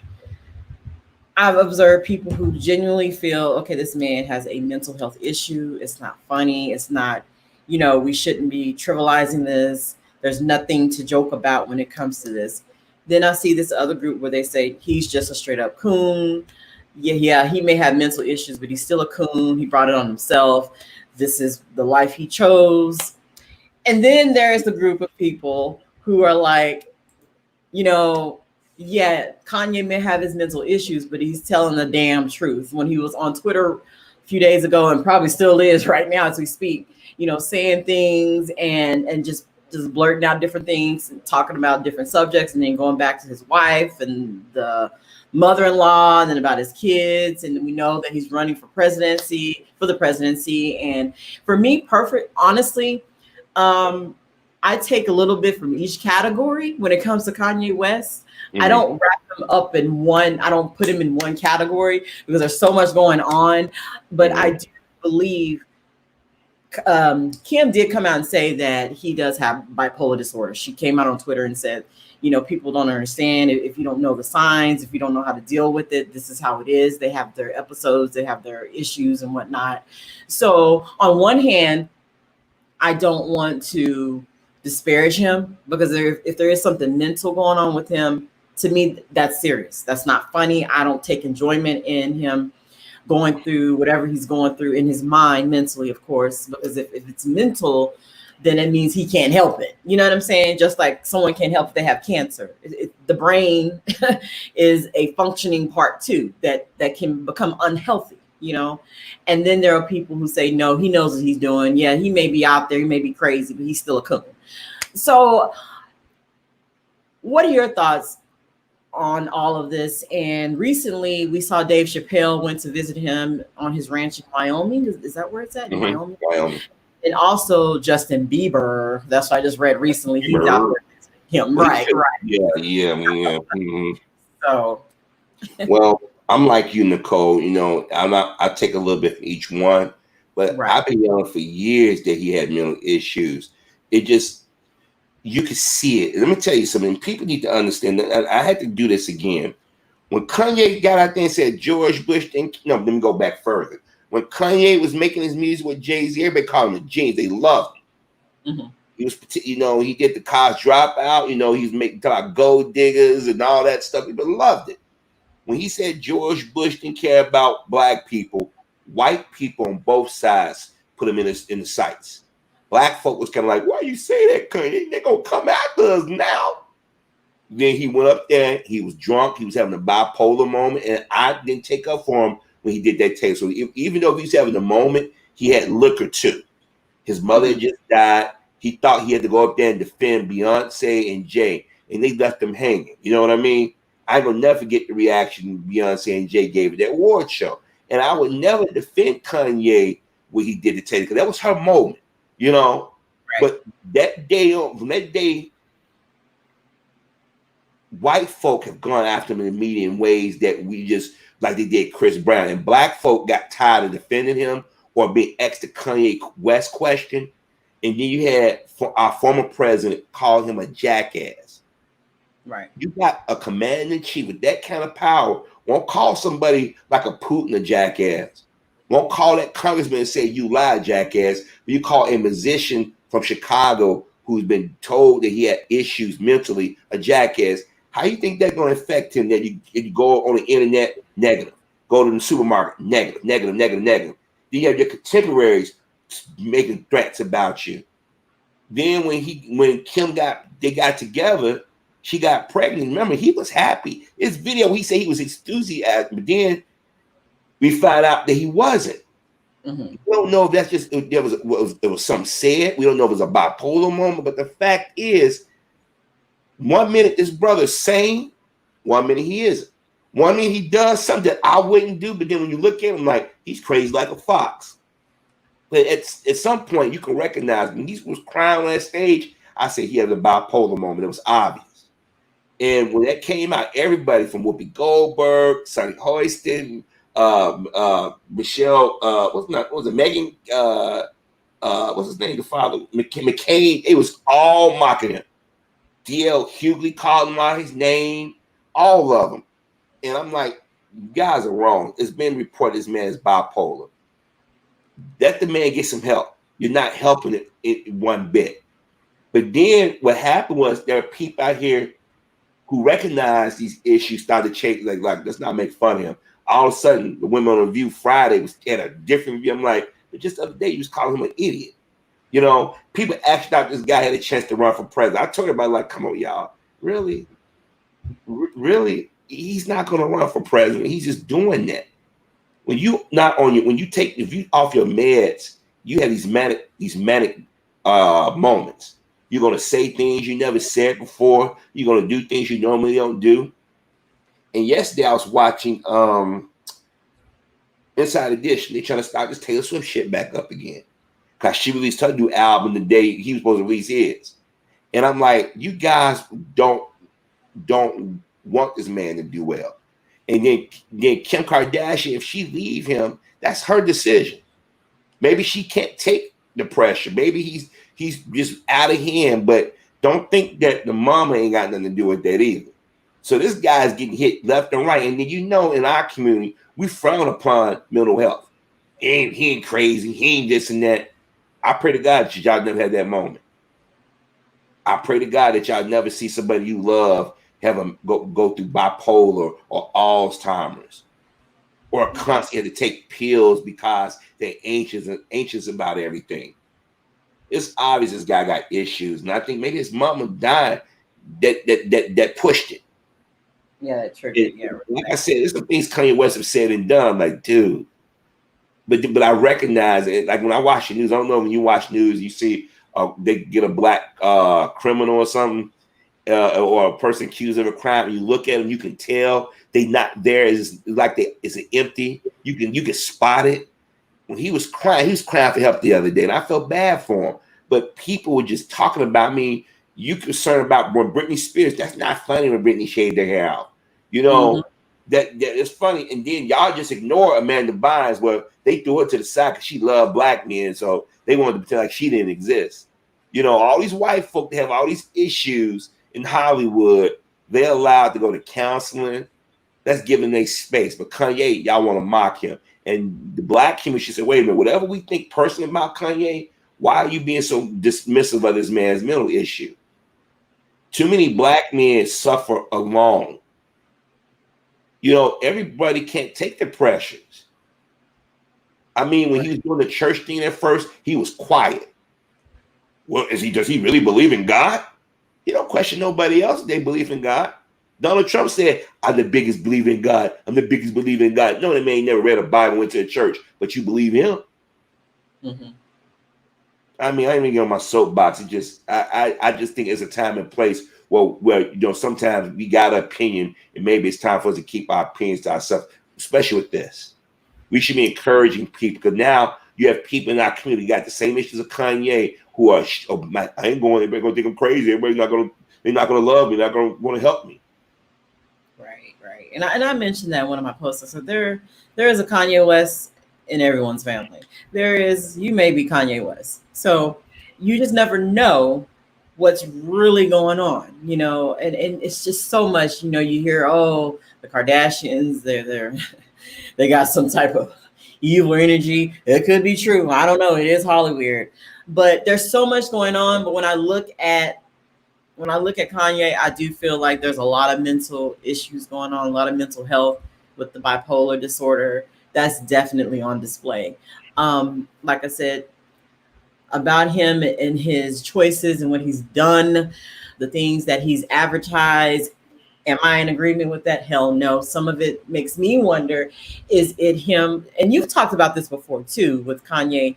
The things, is he just doing it for, you know, attention for just a reaction? Yeah, And you know what, Nicole, you do, and I said it. I said sometimes I know he's crazy like a fox. I know what he's doing. I can spot it. But then sometimes you're like, nah, this guy off his meds. And the other day when I saw him, like, he's off his meds. And Kim Kardashian and people. Now I'm looking at the comments. Some of y'all are just mean, man. Out the God, y'all never have anybody in y'all family or yourself that need me. People think, oh, I'm young or I'm this age. You have a breakdown or a bipolar incident at any moment. Y'all gotta understand, this is a chemical imbalance. You don't know, everybody is not built for stress. I mean, I know what it's like to lose a parent.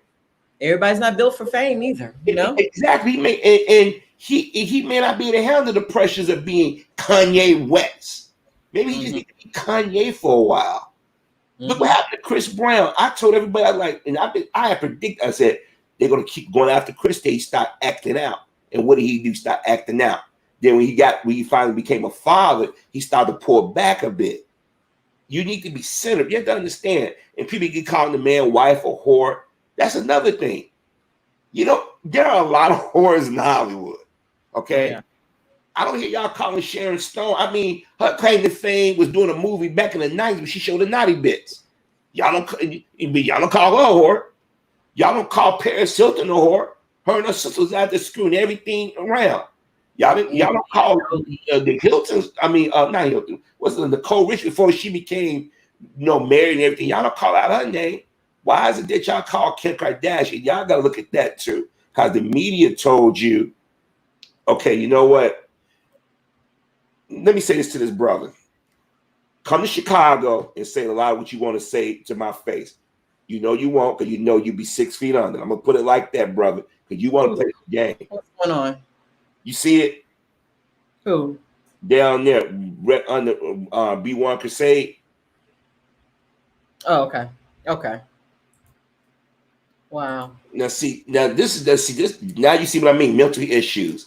Right. Supposed to have mental issues. That guy's that's a prime example of that's someone. A prime example of what I'm talking about. And forgive me for going there, but I'm trying to be serious here, because this is something that affects our community. It's bad enough we don't go to the hospital to get the proper health care we need. But when it comes down to mental, this is why a lot of people are self-destructive. And right now, Kanye is going through a self-destructive period. He may not get the help from his wife. We don't know what her family is with. Remember, he's by himself. Kim got her sisters and brother and her mama. Kanye ain't got that support. And people say, well, he got money. He got money for people to come in and go enrich their pockets. People need to understand that. I'm telling y'all, mental health is fragile. I've seen people who was muscle bound, strong, within a year, shrivel up. You didn't recognize it because they mental. It was a chemical imbalance. People go through a lot, and you don't even have to be famous.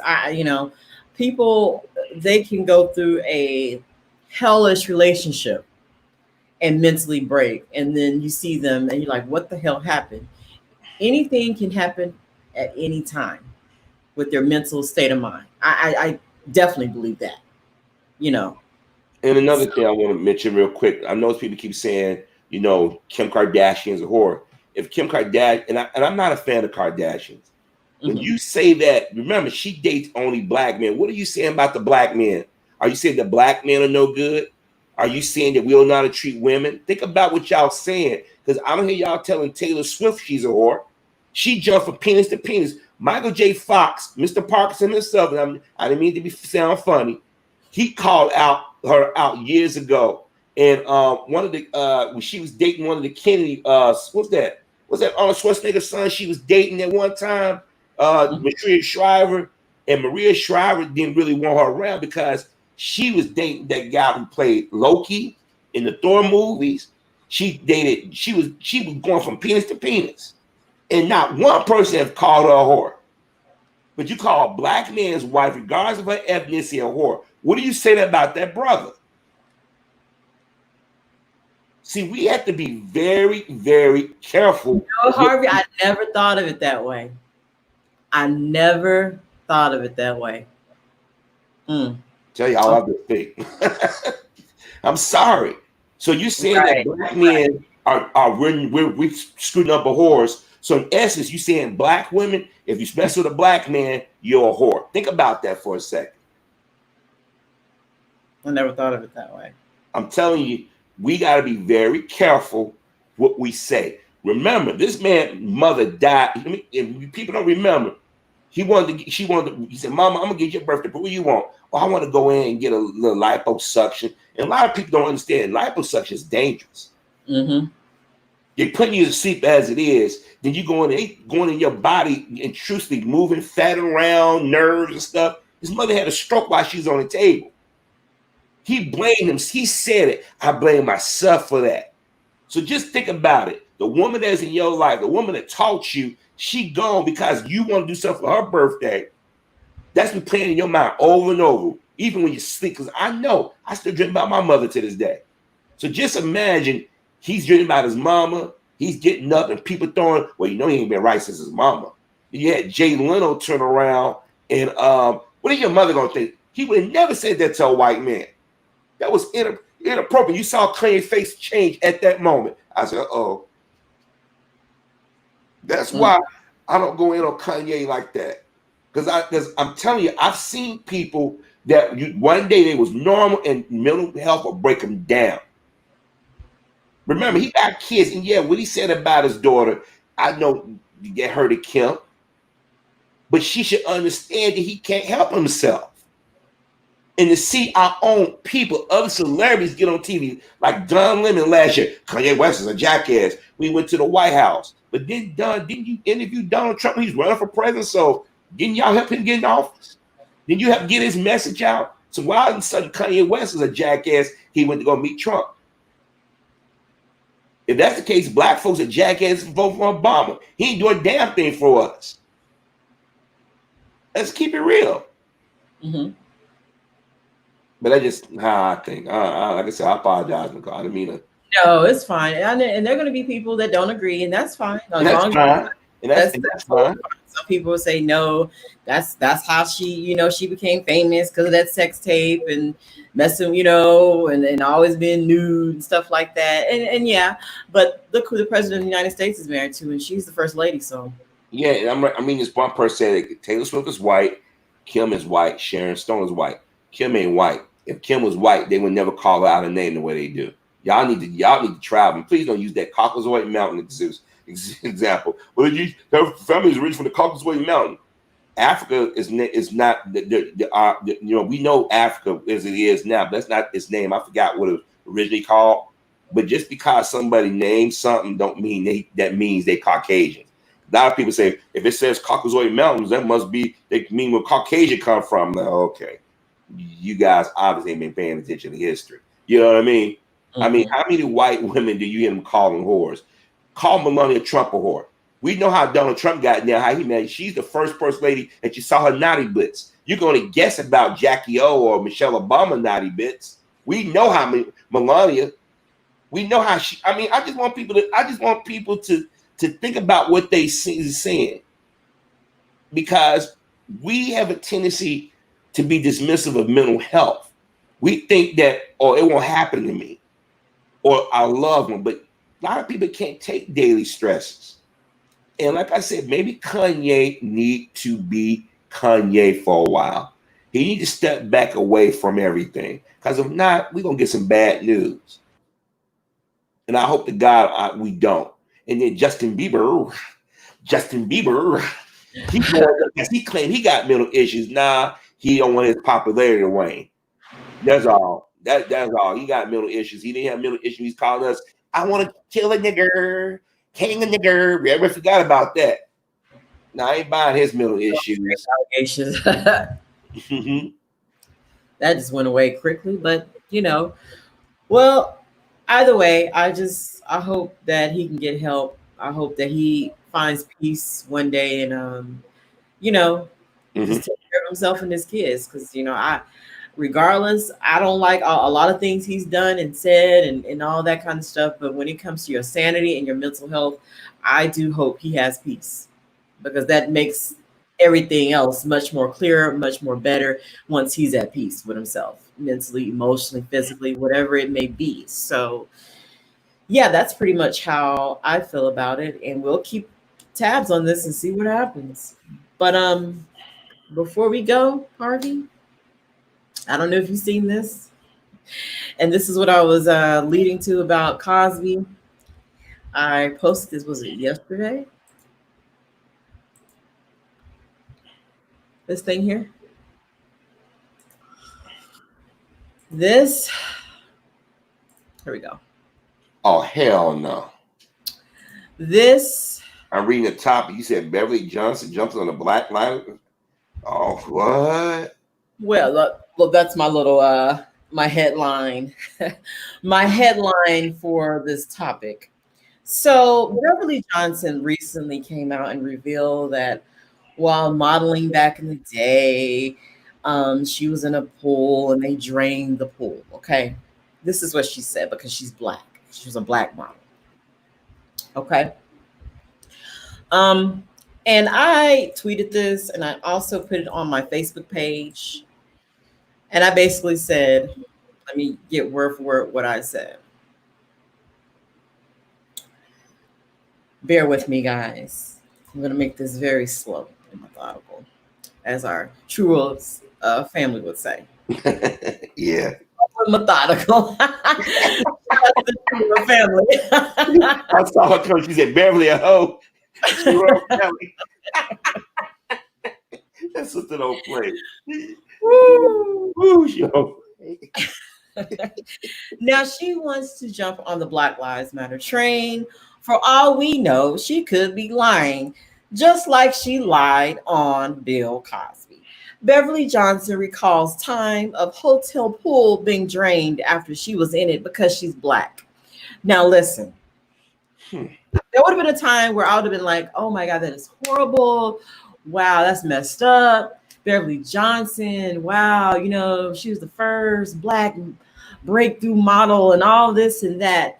But the minute she decided to go for one of these, the minute she decided to go make her batch of these, you see this? A butter biscuit, a dried up old butter biscuit. You came with props today. That's what she is to me. Okay?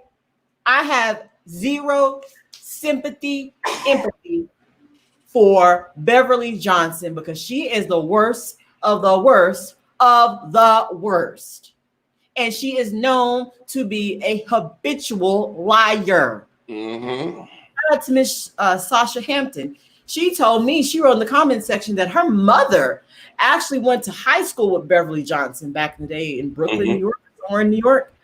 And she said, oh yeah, my mom said she's known for lying. That's all she would do back in the day. She's still doing it. I said, yeah, makes sense. Makes total sense. I have no sympathy for this woman. This woman legitimized those old Karens against Bill Cosby. Okay, that's what she did. Once, because when all the women came out initially against Cosby, it was all white women. Not one black woman had came out. It was all white women. Then suddenly, here she comes right after Janice Dickinson came out. And then when you go Google Beverly Johnson, you'll see her pictures, you'll see the Wikipedia, and then you'll see they still have up that damn article, Bill Cosby raped me, and she looking like this. I mean, the shit is disgusting. It is so disgusting, Harvey. And then someone said, why does this sound familiar? Why does this story, this sounds like she's pulling a Dorothy Dandridge. Dorothy Dandridge, Lena Horne, one of those sisters that happened to. That happened to Dorothy Dandridge. Yeah, you can go, Harvey. I just want your take. Oh, you know, I'm about to go in on her. I told you so. I told you so.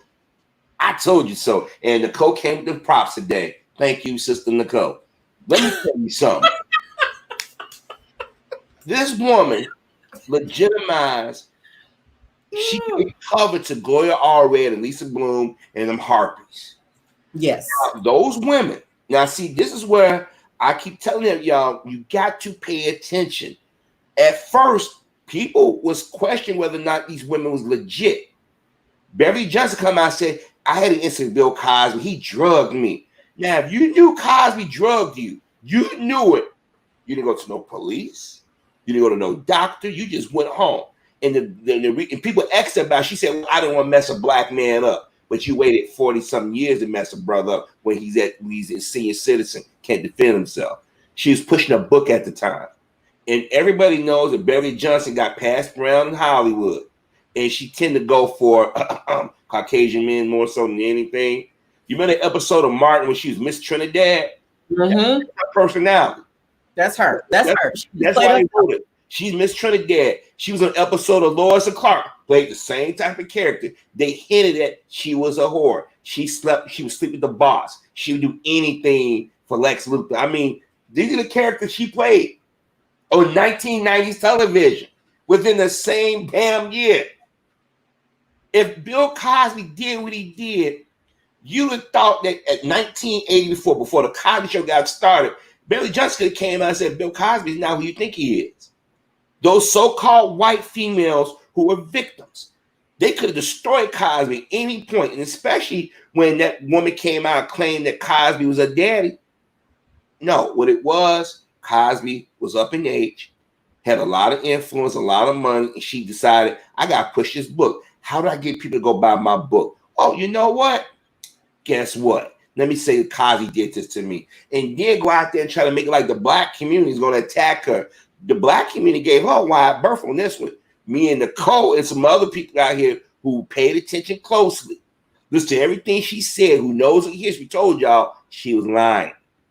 Now, all of a sudden, you want to go out there and tell a story that happened to either Dorothy Dandridge or I know Dorothy Dandridge had the issue. And let me tell you how you catch Beverly Johnson in the line. Where? What hotel? I want to know witnesses in the 1970s and 80s. They wasn't that bold. If it was 1960s America, yeah, I can believe it. Tell me what hotel? And I went ahead. Oh, I forgot. No, if you remember that pool, you remember what hotel, you remember what year, you remember month. Why didn't you put that on blast back in the 90s? Why didn't you put that back on the blast when they first started talking about Black Lives Matter? Why now? You want to jump on the bandwagon. You gave these white line women cover. Because I remember me and what's his name? Roseanne ex-husband, what's his name? Tom Arnold got in on Twitter. He gonna tell me, well, Beverly Johnson's a black woman. I said, I don't know what y'all think because somebody black that he's loyal to us all the damn time. Right. She legitimized that. That's why the one that came with the phony afro and the one that Bill Cosby on the show, they came in, put the nail in the coffin. Now she want to be relevant. How the book sales must didn't work out for her? Because now you want to come out and talk about black pride? Yeah, and this is what she said. This is what she said, Harvey. What you have to realize is that I was the only black girl on every shoot, Johnson wrote in the July 17th article.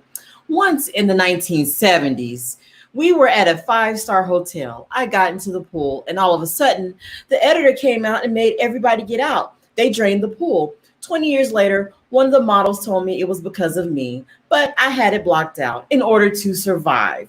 I would make myself not react like Teflon. This sounds so concocted. I'm putting the world small as a violin. You this wait feels so years. Come on, man. This feels like another. I was sexualized. I was drugged by Bill Cosby. This is all this is. This is all this is. Attention whore. Yeah. I don't believe this. I don't believe this not one bit. Even Iman said that she was a liar. Remember they came out, even Iman said she was a liar. It's a reason why when they talk about black models, they don't talk about her. It's a reason, because everybody went through her. When she said, well, Bill Cosby drugged me, how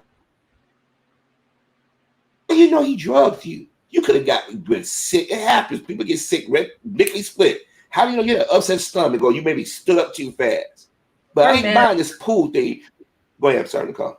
No. I was just gonna say, her manager, when this all happened, Cosby came out and said that was a total lie. That didn't even happen. They said the day that she met Cosby, Miss Camille Cosby was with Bill. Exactly. That's a lie. First They were of at all, lunch or something. It was like a brunch. and I'm glad you brought that up. Now, I think Mrs. Cosby has always been attractive. She's an older woman. She got her intelligence. You think Miss Cosby was going to let Beverly Johnson meet with her husband? Come on. I mean, I want people to just use logic. And then the story she gave about meeting Bill Cosby for his show. He was going to pick her to be Claire Huxtable. Can you? It's going to be an daughter. I think the daughter. A character, something like that. Yeah, it depends on which version. I think somebody said she read for Claire Huxtable, which was impossible because the show premiered in '84. The show didn't go into production until start talking about to like end of '83, because they had to shoot the pilot in the spring of '84 to make it for the season, fall season. See, this is when people don't know TV. They don't know how stuff works. This is why when I heard her say, I'm like, it just don't sound right. And since when a black woman gonna let a brother get away with doing something like that? You know he's doing dirt. Come on.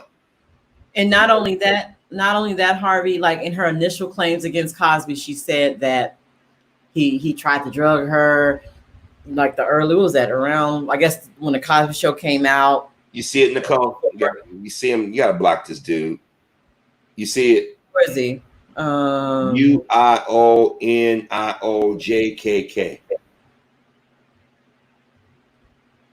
at 6:30 p.m. 6:30. Yeah. You see Kim Hart's? Right under that. Okay. Anyway. No, I'm sorry. Go back to what you saying. No, you're fine. So I forgot where I was at. See what I'm talking about. That's how she initially met Cosby, and she made up the story how she was going to be on the show, and he had some script for her, and they were acting out the scene, and I've noticed a lot of these women were saying that same script, that I was supposed to be on the show. I noticed that too. But anyway, Gloria already told him to say that and stay on it. That's a talking point, because as I said, if anybody remember Bill Cosby's various TV shows from the original Bill Cosby show that aired 1969 to I think to 1971, if I'm mistaken, I could be wrong. I'll be off a year. And then Fat Albert, Picture Page, Electric Company, and everything. He was pro-black. They forget the interviews where he was getting those old interviews. He's talking about racism, and it wasn't popular. He was getting death threats. He was on Richard Nixon's hit list. You know what I mean? People forget that what it was. Beverly Johnson wanted to be relevant, and she jumped on the most sensational thing, and she gave those white women cover, because a lot of those stories we found out it was lying. Like the white chick, the lie that said he had sex with her at the Playboy Mansion. Kind of found out that she was selling drugs, and she went to jail for that, but the media downplayed that. Or the white woman that claimed that Cosby raped her at NBC, Rockefeller Center in New York, to the night show. Nothing but white men around. You ain't gonna scream that this nigger is raping me. You know what I mean? And you go on the show like nothing happened. Mr. Cosby should be out of jail. First of all, that COVID. You know what I mean? This man has a health condition. They got him on a he say, she say type thing, which is extremely dangerous. Now you want to come out and talk about jokes. But first of all, I hate to say this, and I'm not downplaying, them draining a pool if it happened, which I don't think it did. But it's sort of like when Oprah said she went to can get a purse. That's your experience.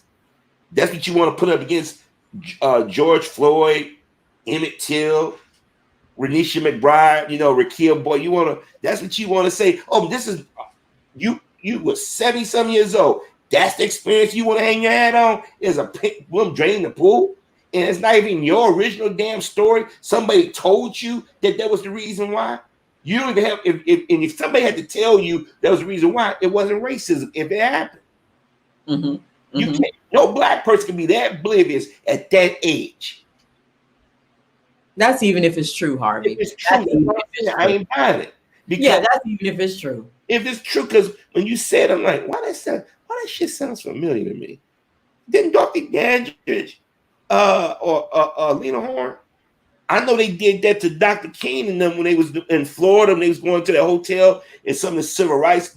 This video, the white guy pouring the chemical in the pool. Why? But now all of a sudden you say that, it's like yeah. And what I was gonna say too, like when she said this whole incident happened between her and Cosby, you know, around the time the Cosby Show came out, I guess a year or so into the Cosby Show, or maybe the second season or something like that, and she was apparently auditioning for some role on the show. She said, "Oh, this happened, and I never saw him again. I never saw him after that. I was just over. I was done, right?" But go look up the credits.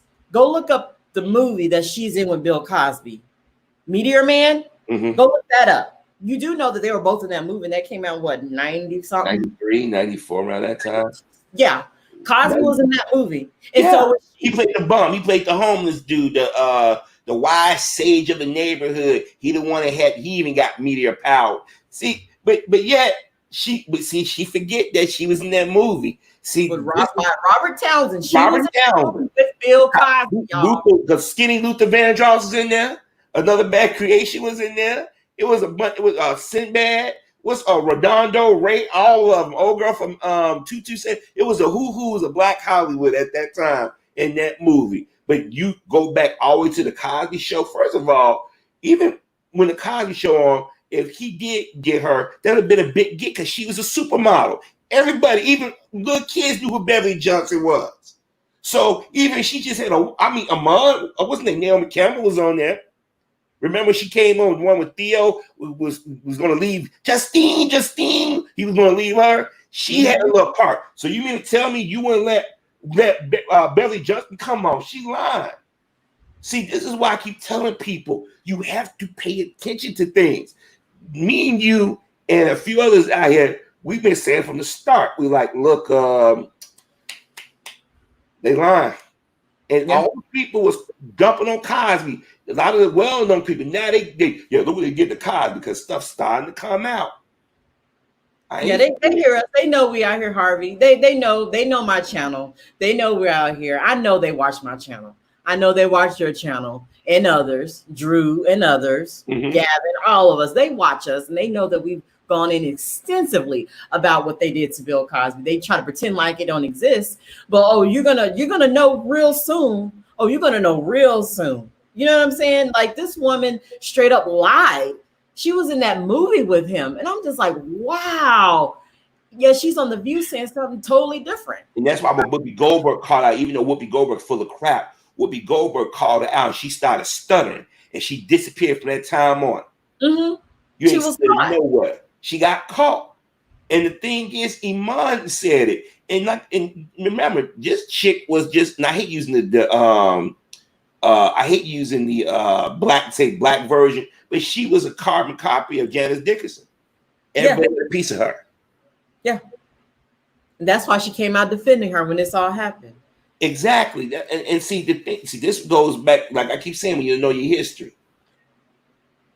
People joke, and I joke about being a TV head, right? But like I said, I watch enough TV, and I've sat back and I watched these Negroes for a long time. And ever since Obama got it, like they've been begging to get under the good graces of white folk again. You know what I mean? They stopped bashing their own people. Now, when white folks start coming out and supporting Black Lives Matter, now all of a sudden, I had a Black Lives Matter moment. Where were you at 4 or 5 years ago? Where were you at 9 months ago? When black women are getting disrespected, where were you at, Miss Johnson? Why don't you come to that fire? Why don't you be saying, I'm going to stand up for my sister, you stand up for white women? That's telling. Think about that for a second. Black women go missing. Black women disrespected in the media. Black women disrespect their work. Where was Beverly Johnson at? Women been wait for years. You mean to tell me that she all of a sudden now you want to talk about being raped or being drugged? All back in the 90s when I was going in school, out of school, you heard about ecstasy, date rape drugs. Where were you? Right. And I call total bull on her. Like I said, being in that the Meteor Man by Robert Townsend.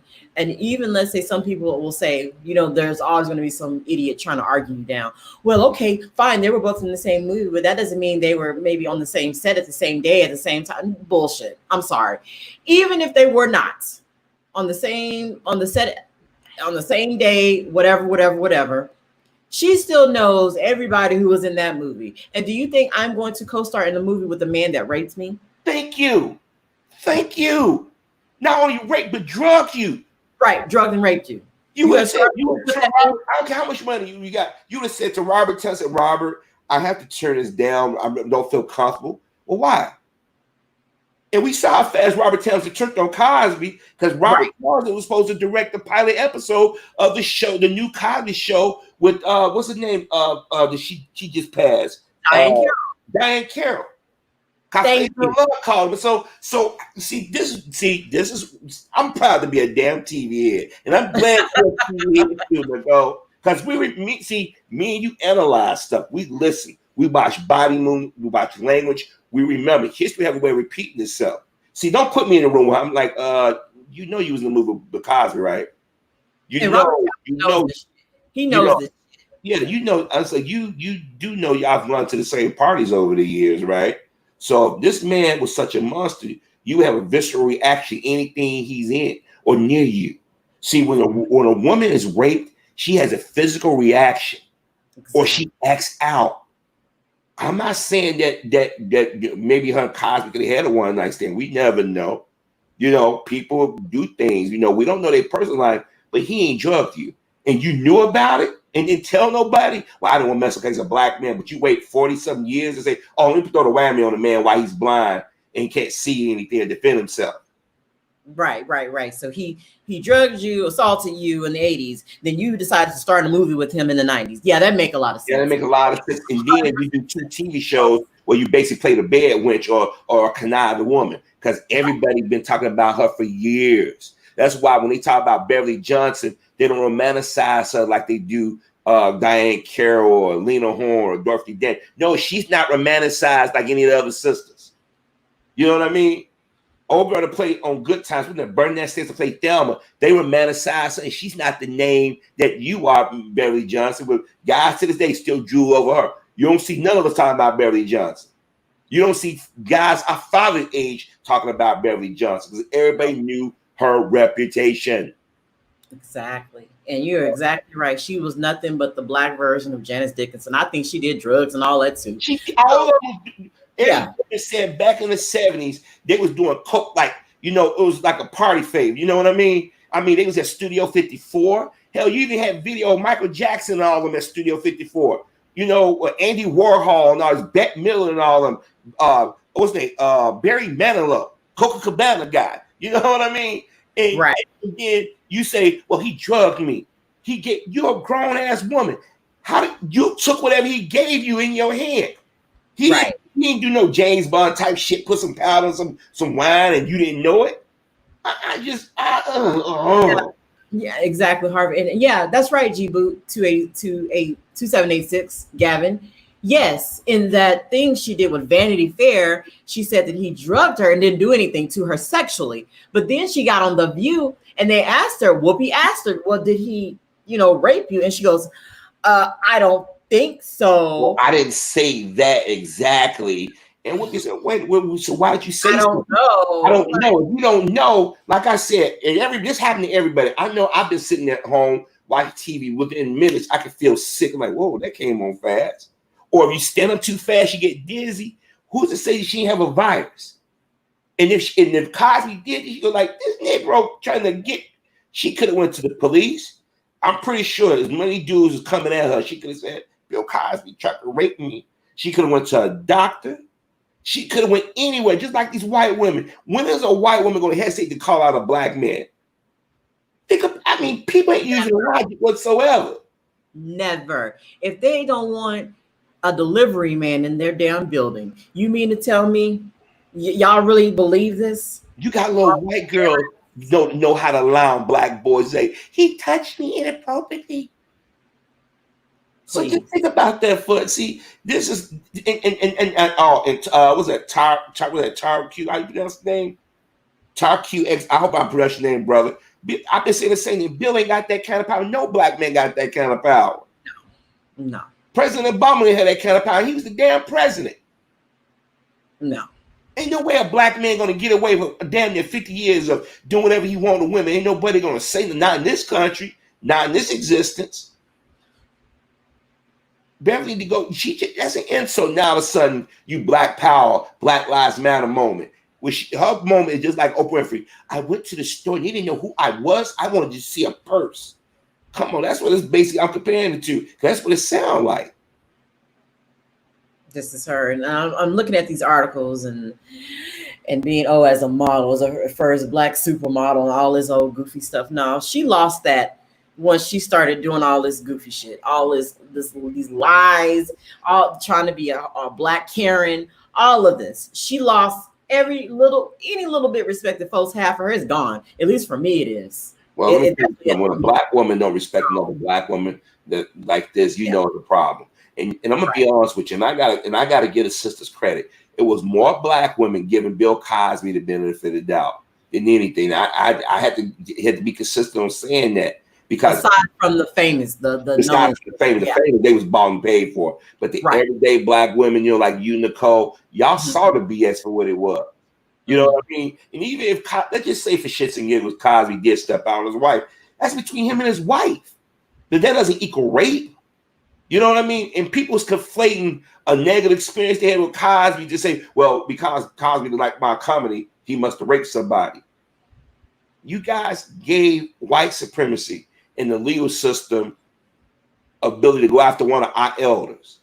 Now, if let's just think about it right now, if Mr. Cosby wasn't in jail and Black Lives Matter going, that man would have donated money to the organization or been a voice.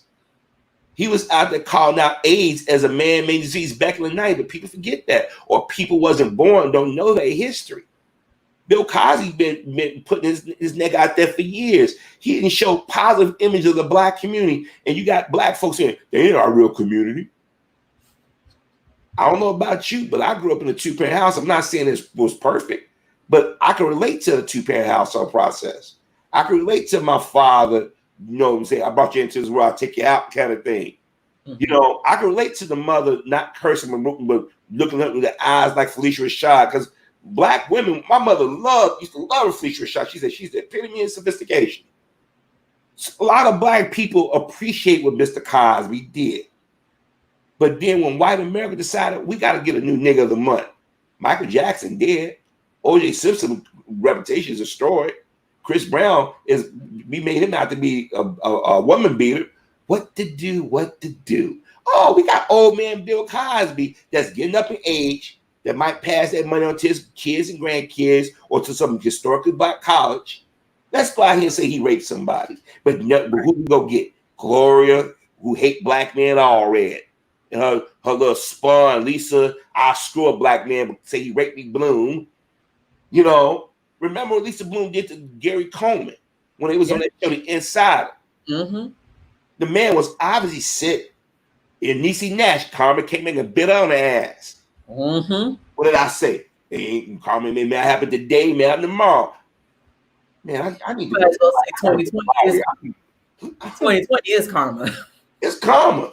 And like I said, I'm not a person. I don't claim to know everything. I ain't never cheated on nobody. I can say that. I ain't never raped nobody, none of those things. But my thing is this: if you're gonna accuse somebody, you better have damn proof. Mm-hmm. And you understand you're playing with somebody's life. If Mr. Cosby died before he got out of jail, or if he died and they released him, they took years away from that man, from his family. Mm-hmm. They didn't kill that man's daughter died, and I think her death was sped up because she was under stress. Right, sped up, yeah. Absolutely. Yeah, these people are evil. Like you said, they made Cosby into a rapist. They made Michael. They're still trying to make him the pedophile. They made Chris Brown the woman beater. So you could just go down a list of what they do. This is what they do to project on black people. These are your people. This is what you come from. This is what you represent. And I don't even think people even see it. You know, you're right. I don't think they do see it, Nicole. It's a generational thing. Mm-hmm. You got to make us the boogeyman. You got to make us so repulsive that when something happens to us, people don't give a damn. I mean, look what happened to Trayvon Martin. He was murdered, and people vilified that child. He was shot in the chest, and somebody said he deserved it. And this Me Too movement, when black women get raped or disappear, you don't hear nothing. You ain't heard nothing. I told y'all there's gonna be a 2-year thing, and then they're gonna go after black men, and they're gonna destroy all these brothers' names and stuff, and then you ain't gonna hear nothing else about it. Tawana Burke, she's still out there saying, "Well, I'm only focused on black men." You playing this dangerous game. And Beverly Johnson, she just want to be back in everybody's head. Black lives matter. Oh boy. Yeah, but yeah, I just had to make sure that we close on that one because I was like, oh, I can't wait to talk about this one because this woman is the epitome of a sellout. I mean, just the worst of the worst of the worst, and the fact that people still try to make her out to be some, oh, she was the first. I don't care anymore. None of that matters. None of it matters when your true personality shows and people know what you're really about. And that's what she's really about. So she's an opportunist. She's an opportunist. In the worst way, Nicole, she's an opportunist. And like I said, and I want the female listeners to understand, I would never take up for a man who forced himself on a woman. Okay? But don't you sit there and go out there and do all that dirt, and then one day say, I need some money, I want to be in the public. Let me say he raped me. That is so damn dangerous. They went into neighborhoods and killed black men, took them out of their homes, black boys in the middle of the night, family never saw them again. Or they took them into the town square, hung them by a tree, set them on fire, cut their body parts off as souvenirs. There are men who are just getting out of jail who was accused of rape and say, oh, they didn't do it after 30, 40 years in jail, took their lives away. If you're a rape victim, please go to the police. If you and you tell somebody in fact that you got an uncle, you got a brother or that cousin, you're gonna deal with it. But at the same time, use logic. I'm not saying question women like, where were you at? No, like what happened? So we know what's going on.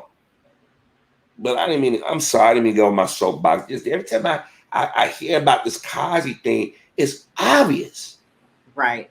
It's very we did this in Mike Tyson. It's just obvious. Very obvious. It's very obvious. And people who believe it, they want to believe it. Just like with Jackson, they want to believe it. They want to believe the worst. They want to be the worst. It makes them feel better. That's what it is. It makes them feel better. It's like, hey, look at these Negroes. They were at the top of their game at one point, but now here they are. They're at the lowest, and Michael isn't even here anymore, and they're still trying to mess with him. So people that believe this, they want to believe it. They want to believe the worst. They thrive off of this. People feel good, especially if there's someone in this position where they have money, they have some fame. So it makes them feel good, even though, that's the dumbest thing to think or to feel like that, because Bill Cosby still represents black men, whether you want to believe it or not. Yeah, we all, whether the brother on the corner, we all represent each other. Exactly. And that's the thing. And I'm gonna say this right now. Stacey Dash, we all know she got her issues. She got a lot of self-hate. If Cosby wasn't trying to hit that, why in the hell you think Cosby trying to hit somebody like that off Scooby-Doo? Think about that for a second. Even Kimberly Russell, who used to play on Head of the Class. I don't know if you remember that show, Head of the Class, with Robin Givens. She was that movie Ghost Dad, and she came out and she defended the guy. She said, Bill Cosby never did that. She said, if he didn't come at those women, that you would be obvious. Old girl that played his daughter, she was older than she was 10 years removed from Felicia Rashad? She said she hinted that she never saw that. Even Lisa Bonet at first said that he never said anything. He just didn't agree how she carried herself. But her daughter come out and say, I just sense evil. You was in diapers still shitting on yourself. How you know it was evil at 3 years old?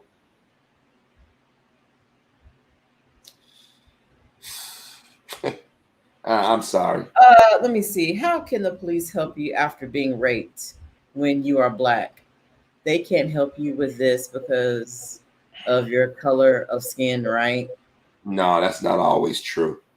You You know, still have to report it regardless. you still got to report it. See, that's the mess up. We give up. You have to report it. Yeah, we give up before we start. See, that's our problem. We give in. Let me tell you something. Their sisters have been, like I just said, you got a brother or a cousin or uncle. If the police ain't doing their job, better believe. I mean, I'm a brother. It's for the record. It's for the record, folks. And one of my sisters tell me that, hey, I was taken advantage of. I'm like, where were you at? What was this guy? Who you know where he lived? What's his name? Let's go to the police. And the police don't do what they supposed to do, then as a brother or a father, like I'm gonna deal with it myself. You know what I mean? I know our people. You know, and like I said, it just it just bothered me that you got like R. Kelly in jail. I'm not saying he's an angel. Believe me, he should never mess with anybody underage. But they wasn't tricking violence either. You don't wait till you get 30, 40, something. Oh, by the by, we had sex in 1990 something. Why weren't you yelling back in the 90s? Why weren't you yelling at that trial instead of out there? We love R. Kelly. Step in. They do it. Now all of a sudden you're the boogeyman. It seems like people in this country know if you want to make a dollar off black folk, watch a football game, watch a basketball game, or accuse them of crime and sue them. Right. I mean, it's just common. You would think it's common, but it's really not common sense. So I shouldn't even say that. Some folks, you know, Harvey, they'll never get it. But no. Hopefully one day y'all will. For those who don't, one day, hopefully. Well, Harvey, this was great, spirited. Oh yeah. Informative, and I just thank you so much. And once again, guys, make sure to subscribe to Harvey, and I'm sure most of you already have. Make sure to donate to his Cash App. That was mine just now. Now this is his. Harvey, is there anything you want to leave with the audience tonight before we go? I want to thank those who have donated. I really appreciate that. Also, I just want people, no matter wherever their ethnicity is or religious background, to think before you react. Even your politics is different. Please think, use common sense. Because we live in a society, we let people in politics and Hollywood think for us, or big business think for us. And then we had that aha moment and too much time and went past. And then you start doing the shoulda, woulda, couldas. Just use logic. But if you want to watch me give my opinions, visit Your World, Your View on YouTube. And once again, thank you, Sister Nicole. As always, you know, I'm here. And I need to catch up on some videos myself. I definitely need to I think I'm going to do some on my podcast, as I've done on YouTube. I need to catch up on my podcast and do some stories. There's a few things to talk about. I just haven't had the time. I just be so tired by the time I get off work. But I'm going to do something this weekend. So look out for that. Make sure to follow me on Anchor, please. And like I said, please, if you have it, you can afford it, send a donation to Mr. Harvey. Harvey, I thank you so much. And like I said, I'm so sorry for all that you're going through right now. And I hope that it will get better for you. I really do. Thank you. And you know what? This is sort of kind of cathartic, you know, getting out here talking about these things. I this first time. Well, I take it as last night when I was on Phil's podcast, and now with yours, those are like this the only time I never thought about my problem. So thank you. Oh, you're welcome. Thank you. And I want, like I said, I want to thank those who left the comments. And the person said they want me to sing "I Told You So." I told you so. I told you so. I told you so. I told you so. The hit #1 single of 2020. KCK something. Right? Love and soul. I know. Woo, man, oh man. But yeah, guys, you know, I thank you all as usual for tuning in to me every weekend. I thank all of you who left a donation to me through Google, although I do prefer Cash App because Google doesn't take out their percentage, but I still thank you for your donation through YouTube Google. But if you have the Cash App, I would definitely appreciate the Cash App donation instead, but I'll still take it. Anywho, well, you guys, take it easy. I enjoyed all of you, and take care. Man, they want me to do Jay-Z. Yeah, see you next time. Yeah, jigga, yeah. Gavin. Y'all want me. Wait, I need to just laugh. Start coughing. Don't choke on us now. Oh my God, my allergies have been flaring up like crazy. Who you telling? Oh my God, horrible. But y'all, I want to thank all of the listeners tonight. God bless y'all. Y'all have a safe weekend. Okay, you too, Harvey. It was fun. All right, guys, I'll see you next weekend or in the next video or podcast. Take care. Bye. Yeah, that's all, folks. Bye, guys. Bye.